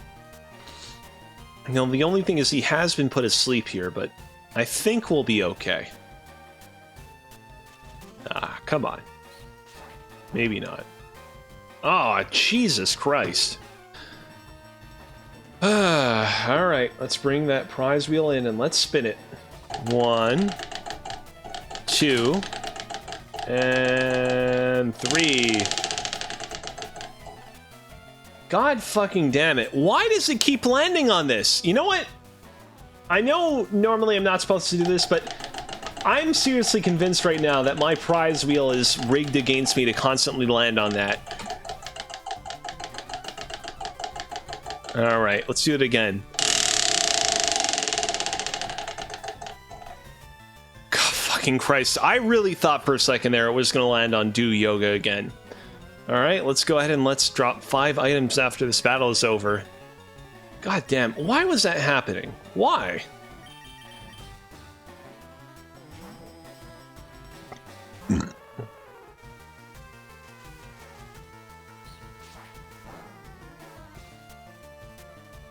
Like, no joke, that was 4 times in a row.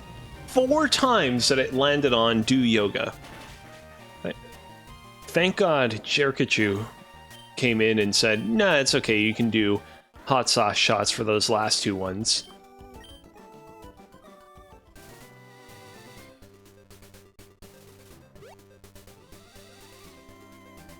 And here we go.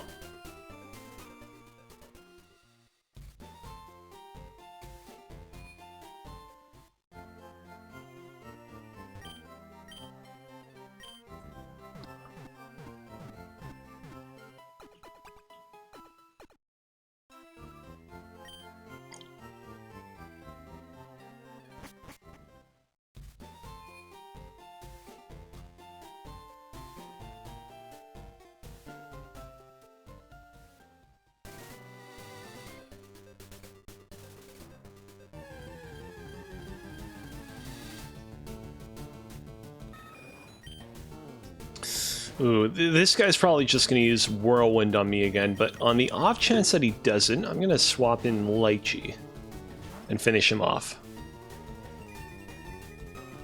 Ooh, not very effective.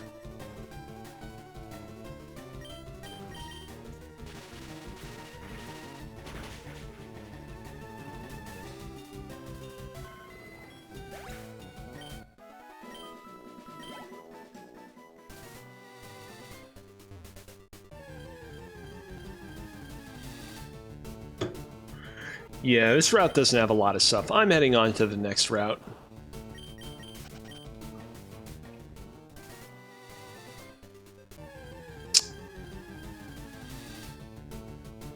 Wow, this route really wants to keep me stuck here, doesn't it?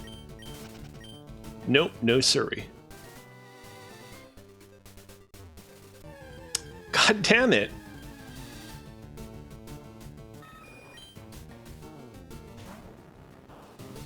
Not even gonna bother with this guy. Not even gonna swap in Magneton for him. Well, here we go.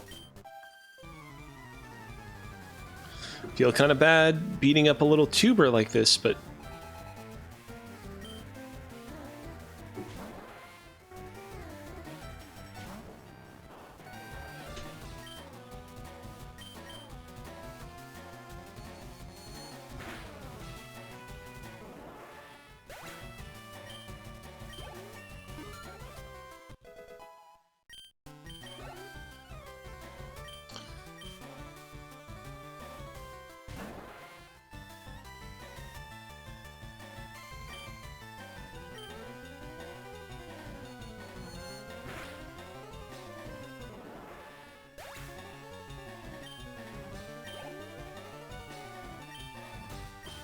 Oh wow, Krabby.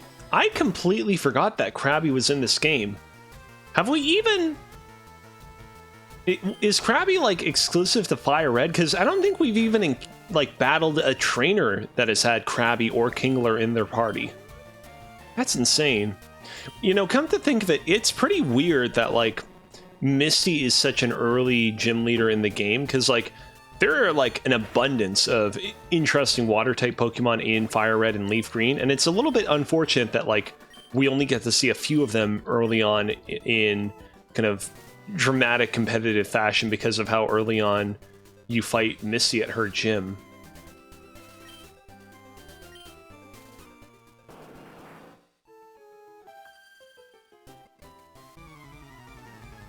Uh-oh, seems like someone is transforming into a water werewolf. Gotta be careful. You know what, I feel a little bit concerned for Marshmallow's safety, so I'm gonna go ahead and I'm gonna switch into Lychee for this one.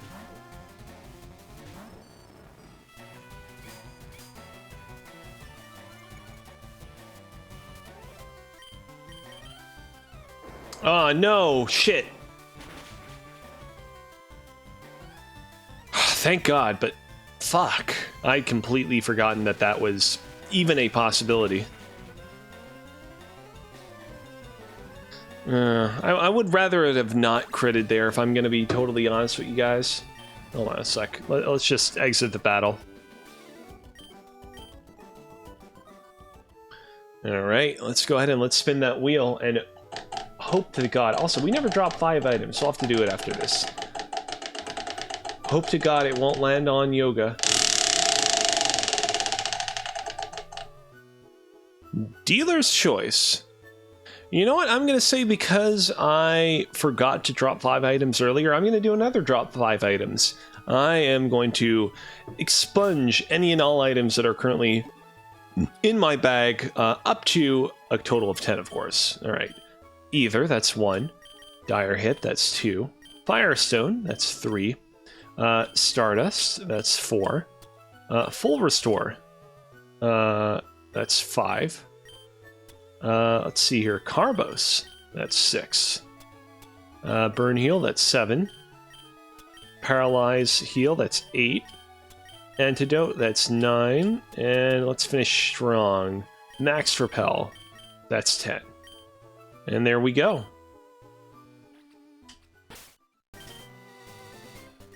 Alright, I'm hoping that Marshmallow will be able to take on this guy. Also, we never found out whether or not that lady was a water werewolf or not. We'll have to go back and find out later on.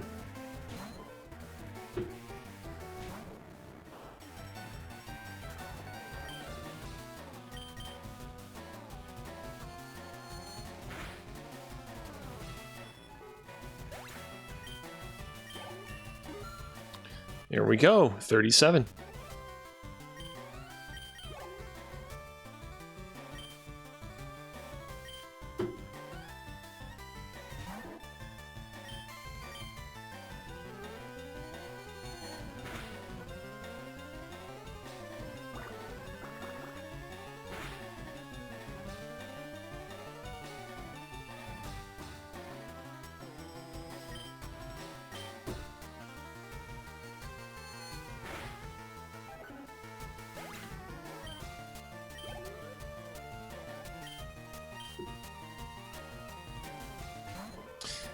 A big shout out to Dusty Mac over on Twitter. My boy just got married, so give him some sweet nasty love for managing to get that off his bucket list. Good job.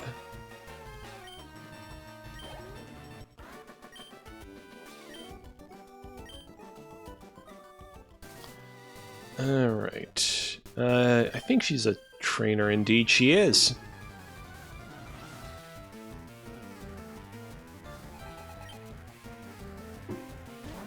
The good thing about Pokemon trainers that have grass-type Pokemon in this game is that unless they happen to have a Tangela on hand, almost exclusively they're going to have Pokemon that know Poison-type moves. So it's usually pretty easy if you have a Pokemon on hand that has Psychic moves, like Marshmallow.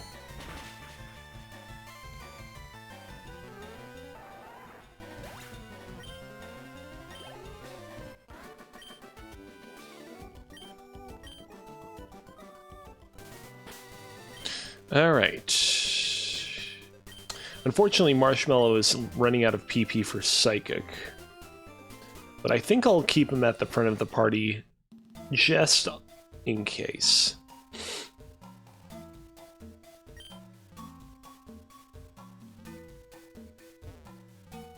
Oh, here we go. Is it going to be a Drowsy?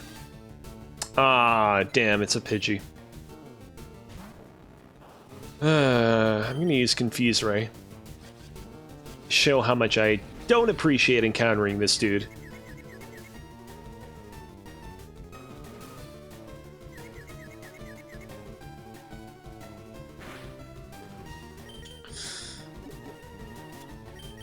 Alright, into the ball you go. And into my PC box you go. Whoa, hold on a second. Hold on. I am just learning right here and right now that things have been a little bit unstable on my stream. It seems like I'm okay. It seems like I'm still... My bit rate has improved and gotten back up again. It's interesting. It says that I'm currently experiencing poor network conditions, but if I look at my little, like, kind of bit rate kind of timeline thing on my Twitch dashboard, it seems to say that there haven't been any major issues as of recent, which is surprising. We're going to go ahead and we're going to call this guy KFC.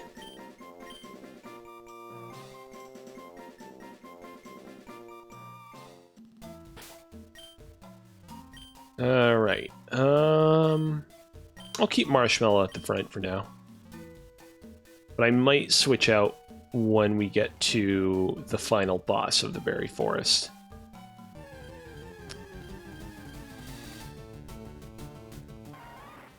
Oh, it is too bad that I don't have any more Psychics on hand. Let's see, how powerful is Shadow Punch? Oh, wow. Fuck. I was about to say, that's really powerful. Oh, yeah, there's a reason why it's powerful, my boy. Alright, let's bring in the prize wheel of criticality. 1, 2, and 3. Fucking Christ, this is the final time I'm doing this evening. Let's go ahead and let's bring in our push-up cam. What am I going to want to do this time? I'm going to go ahead and I'm going to do... I know what we'll do.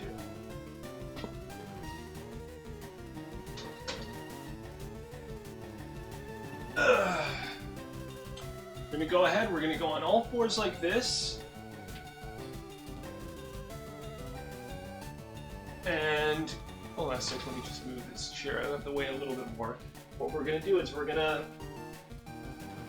put our head facing the floor like this. We're going to curl up into this sort of like semi-fetal position like this. And we're going to hold this for 30 seconds. And we're going to do this 2 times.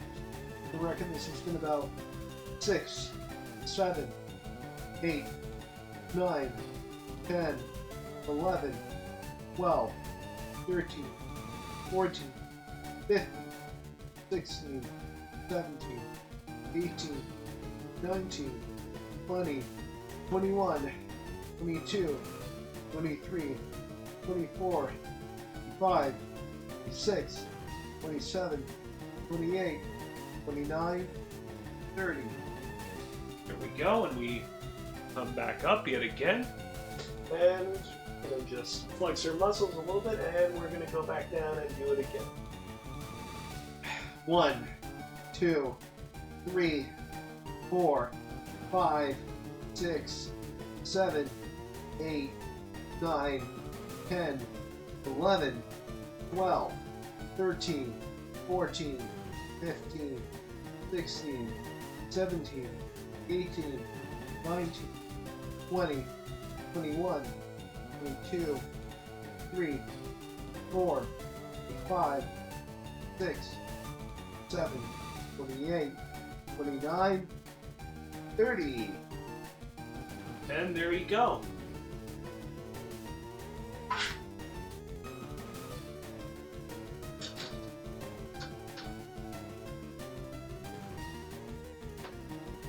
Ugh.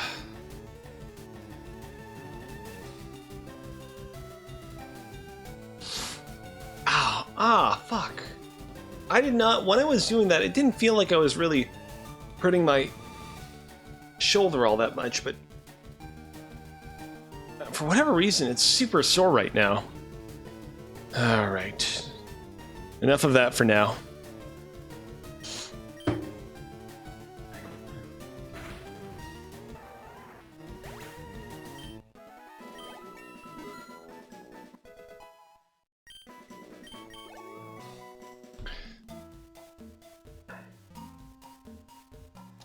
You know what? Let's go ahead. I'm going to switch Blueberry to the front of the party. I think it's time that we finally showed off our ability to use Hydro Blast.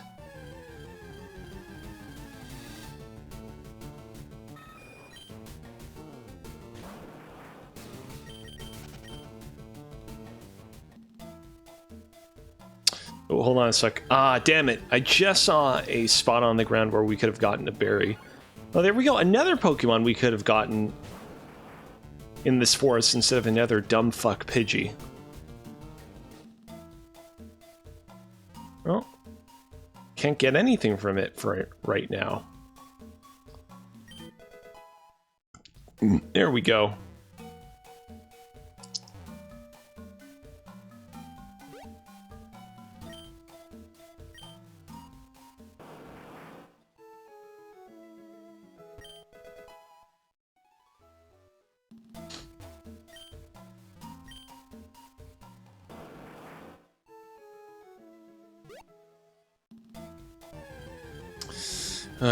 I think we're a little bit lost at this point, to be honest.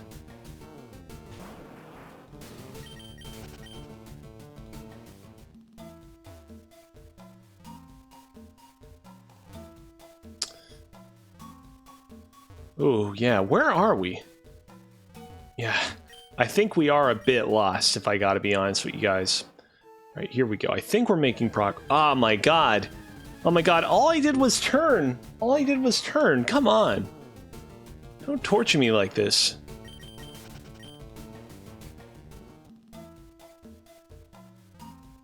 No berry again. Beware of wild, berry-loving Pokemon. Oh, I have a feeling that Hypno likes a little bit more than berries. One for a sniff. Oh, please help! A scary Pokemon appeared there a little while ago. It kept scaring. It made Lostel scared. I'm too scared to move, but I want to go home. I can see how, like, in a dark forest, Hypno can actually be, like, pretty scary looking, to be honest. Actually, come to think of it, I could have, like, just waited until this Hypno battle at the very end and captured it. That's bad planning on my part.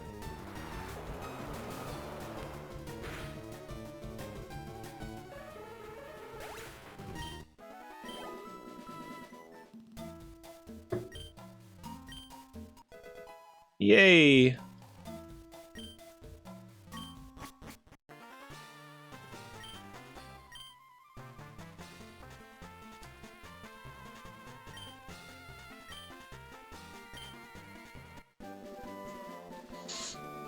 There you go. And I guess he's now gonna return to 3 Island, which is what that previously uninhabited house was all about. Alright, well, with that taken care of, I guess all there is for us to do now is to return to 1 Island.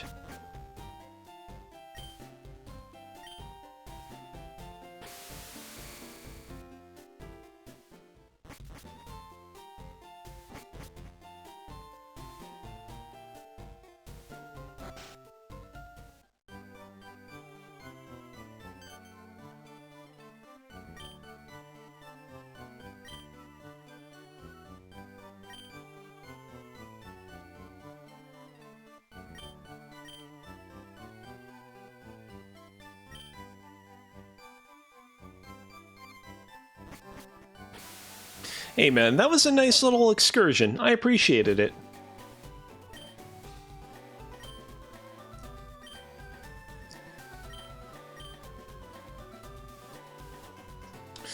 Alright, with that taken care of, I'm going to go ahead and I'm going to spend the rest of the stream training up a little bit at the Viridian City Gym.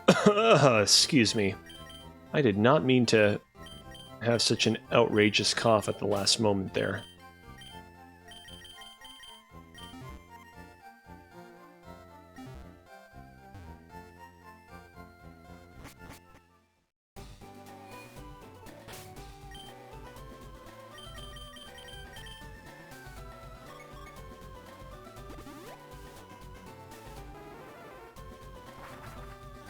I don't know if we'll have enough time to take on Giovanni, but we'll see. Something gives me a feeling that we'll make pretty quick progress of a lot of the goons leading up to him.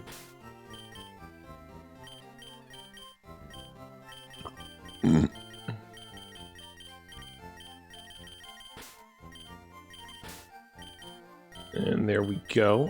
We are going to want to, unfortunately, put Brioche and Lychee to the bottom of the party for the time being, though, because right now those two guys can't get a lot of damage in, especially against such a proficient ground-type trainer like Giovanni.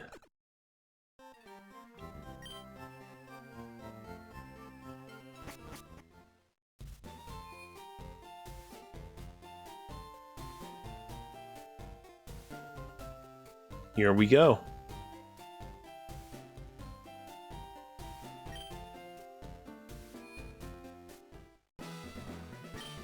Does this guy mention... Yeah, he doesn't even know their identity.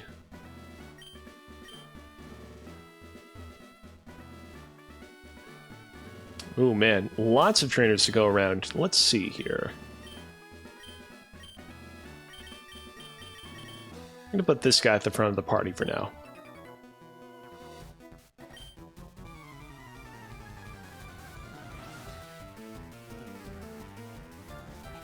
Ooh, cool trainer. This is the first time that we've seen this class of trainer. That's kind of neat.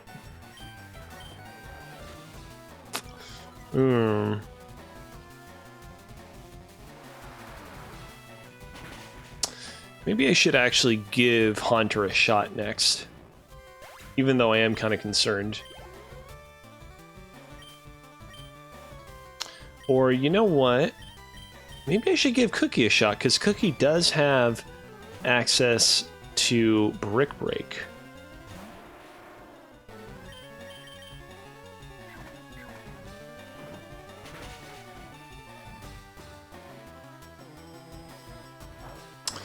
God damn it. I was really hoping you wouldn't get a chance to use one of these multi-use moves, but... Also, this random trainer, like one of the first trainers that we encounter in this gym, has 5 Pokemon, and they don't seem like a joke.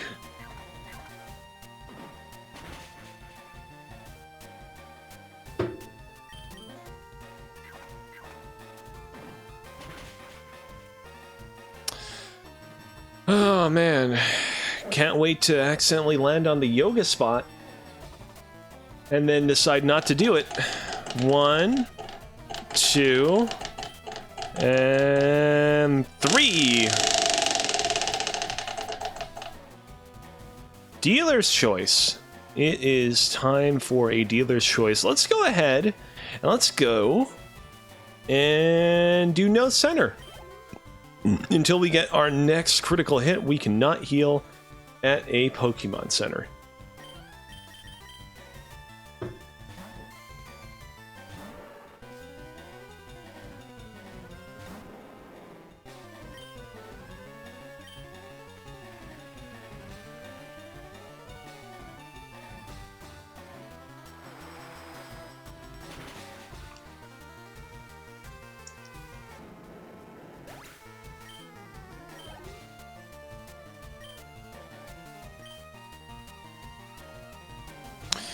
I'm pretty sure after this we'll finally gain access to Psychic, and when we do that, we'll give ourselves a little bit of a break from using Mochi.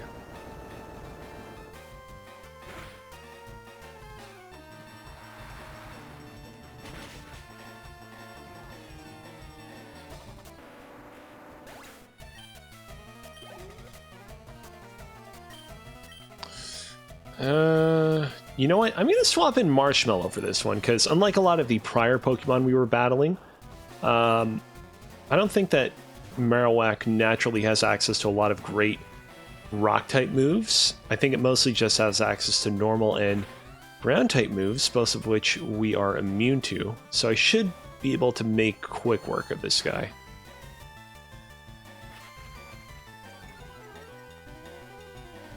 It's going to be close, but I think I can two-hit KO this guy.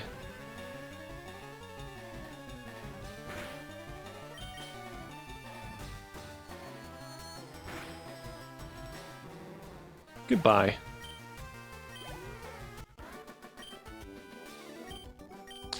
Wow, that was a, like, unbelievably strong trainer right out of the gate.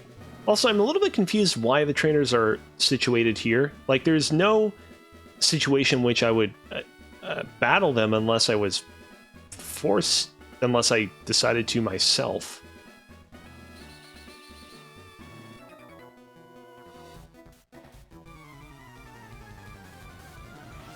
This is a class of trainer that we have seen before, but not really a whole lot, if I gotta be honest.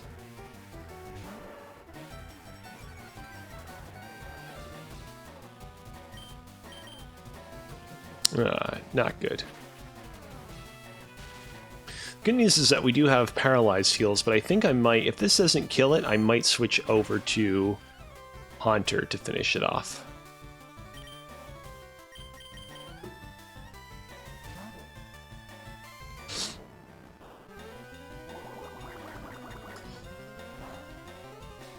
Wow, that was not very effective.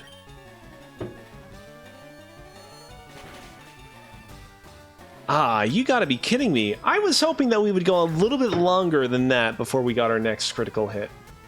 Alright, 1, 2, and 3. Hot sauce shot. We have to do yet another late stream hot sauce shot. Let's bring her out. Here we go. Mochi is about to learn Psychic. That's nice.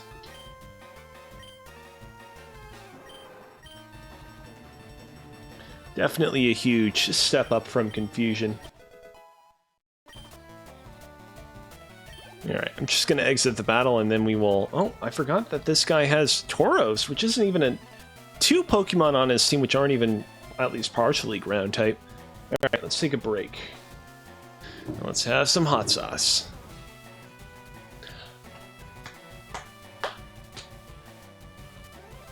Ooh. Ooh. No, gotta swallow it. There we go. Ugh.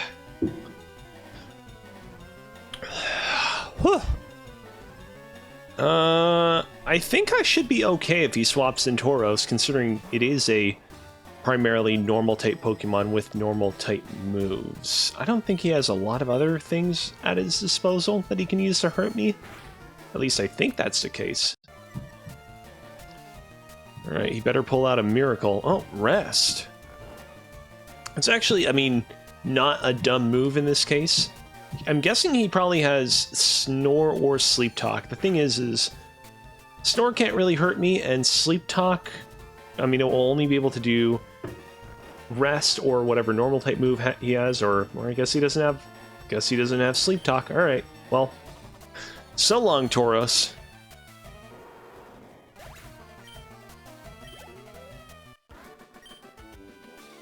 I was not expecting that Marshmallow would be getting this much use from this particular gym. This guy looks like he might actually have some fighting type Pokemon, so I'm going to go ahead and I'm going to swap him to the front.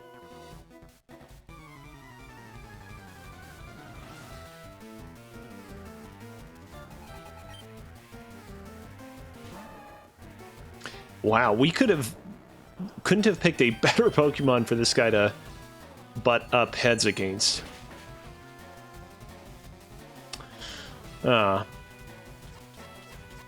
now we just need to take him out before he causes us any trouble. I probably could have used Nightshade for that one, actually. I should have used that instead. Goodbye.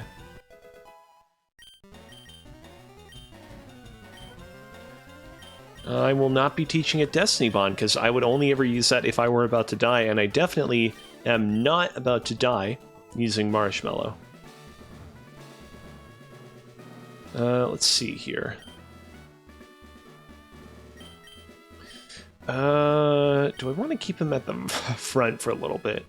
I guess so. I can always swap him out if the going gets tough.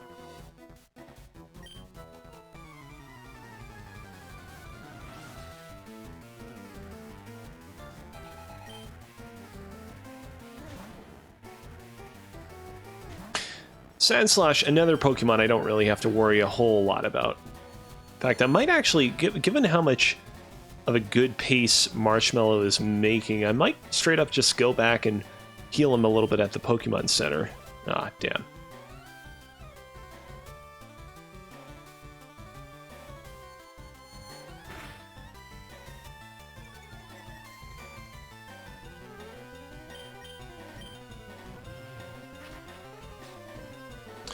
Alright, this guy has 4 Pokemon on his team, so presumably whatever he's going to choose to switch to next has something that he can use to kill me, maybe? Or maybe not. Maybe not. Guys, I think it might be open season on these guys. Amazing. I was not expecting a Hunter to be this effective this late into the game. I thought for sure at some point the fact that he's not yet fully evolved would have caught up with him, but I guess not.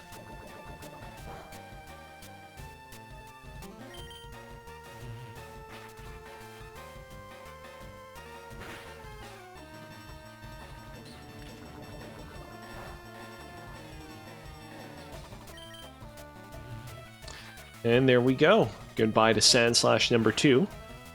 Who is next? Would it happen to be another Sandslash by any chance? Oh, no, it's Rhyhorn. Now, this guy actually has access to some Rock-type moves, theoretically, so I'm going to actually swap in Cookie for this one.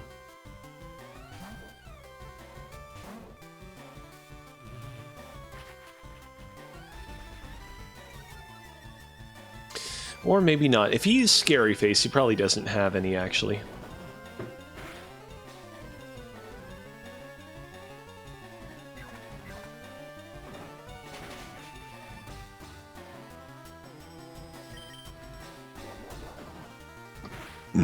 Excuse me.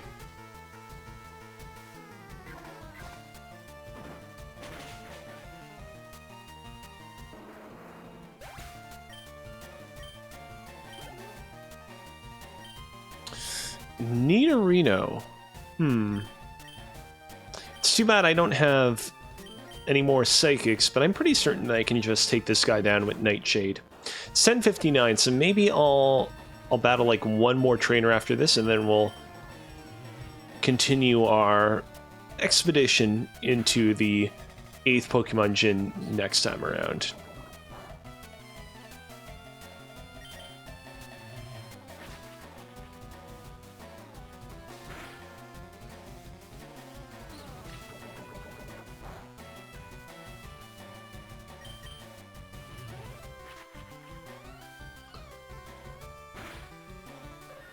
Goodbye.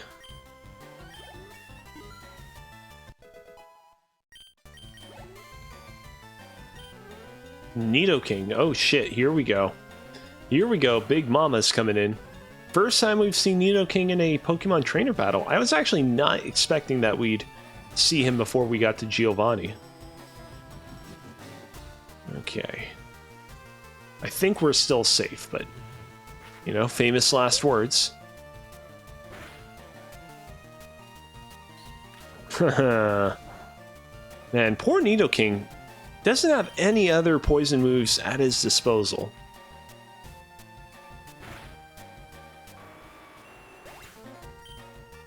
Hell yeah, man. That is a big experience point payday.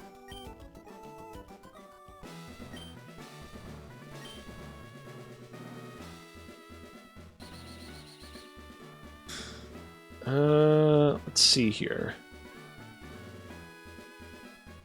Alright, I'm going to take on this guy. I was thinking maybe I could go to a Pokemon Center. No need to. I'll take on this guy without it.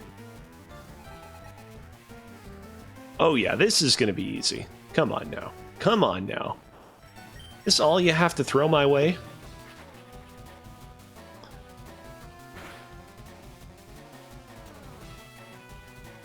Doesn't even try to use Foresight or any of those other moves that would be more effective on me.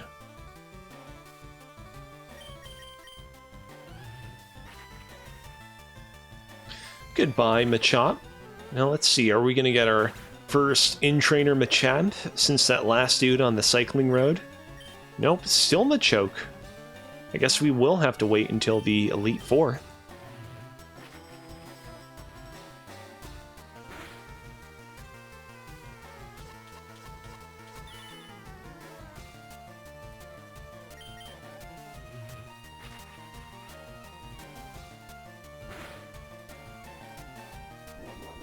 Uh-oh.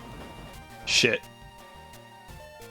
I was not paying attention. I should have realized he was about to use Foresight. The good news, if you can call it that, is that because Marshmallow is part poison type, it didn't do a lot of damage.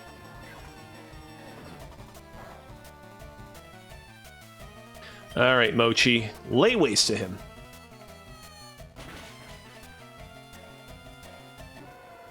Goodbye, Machoke.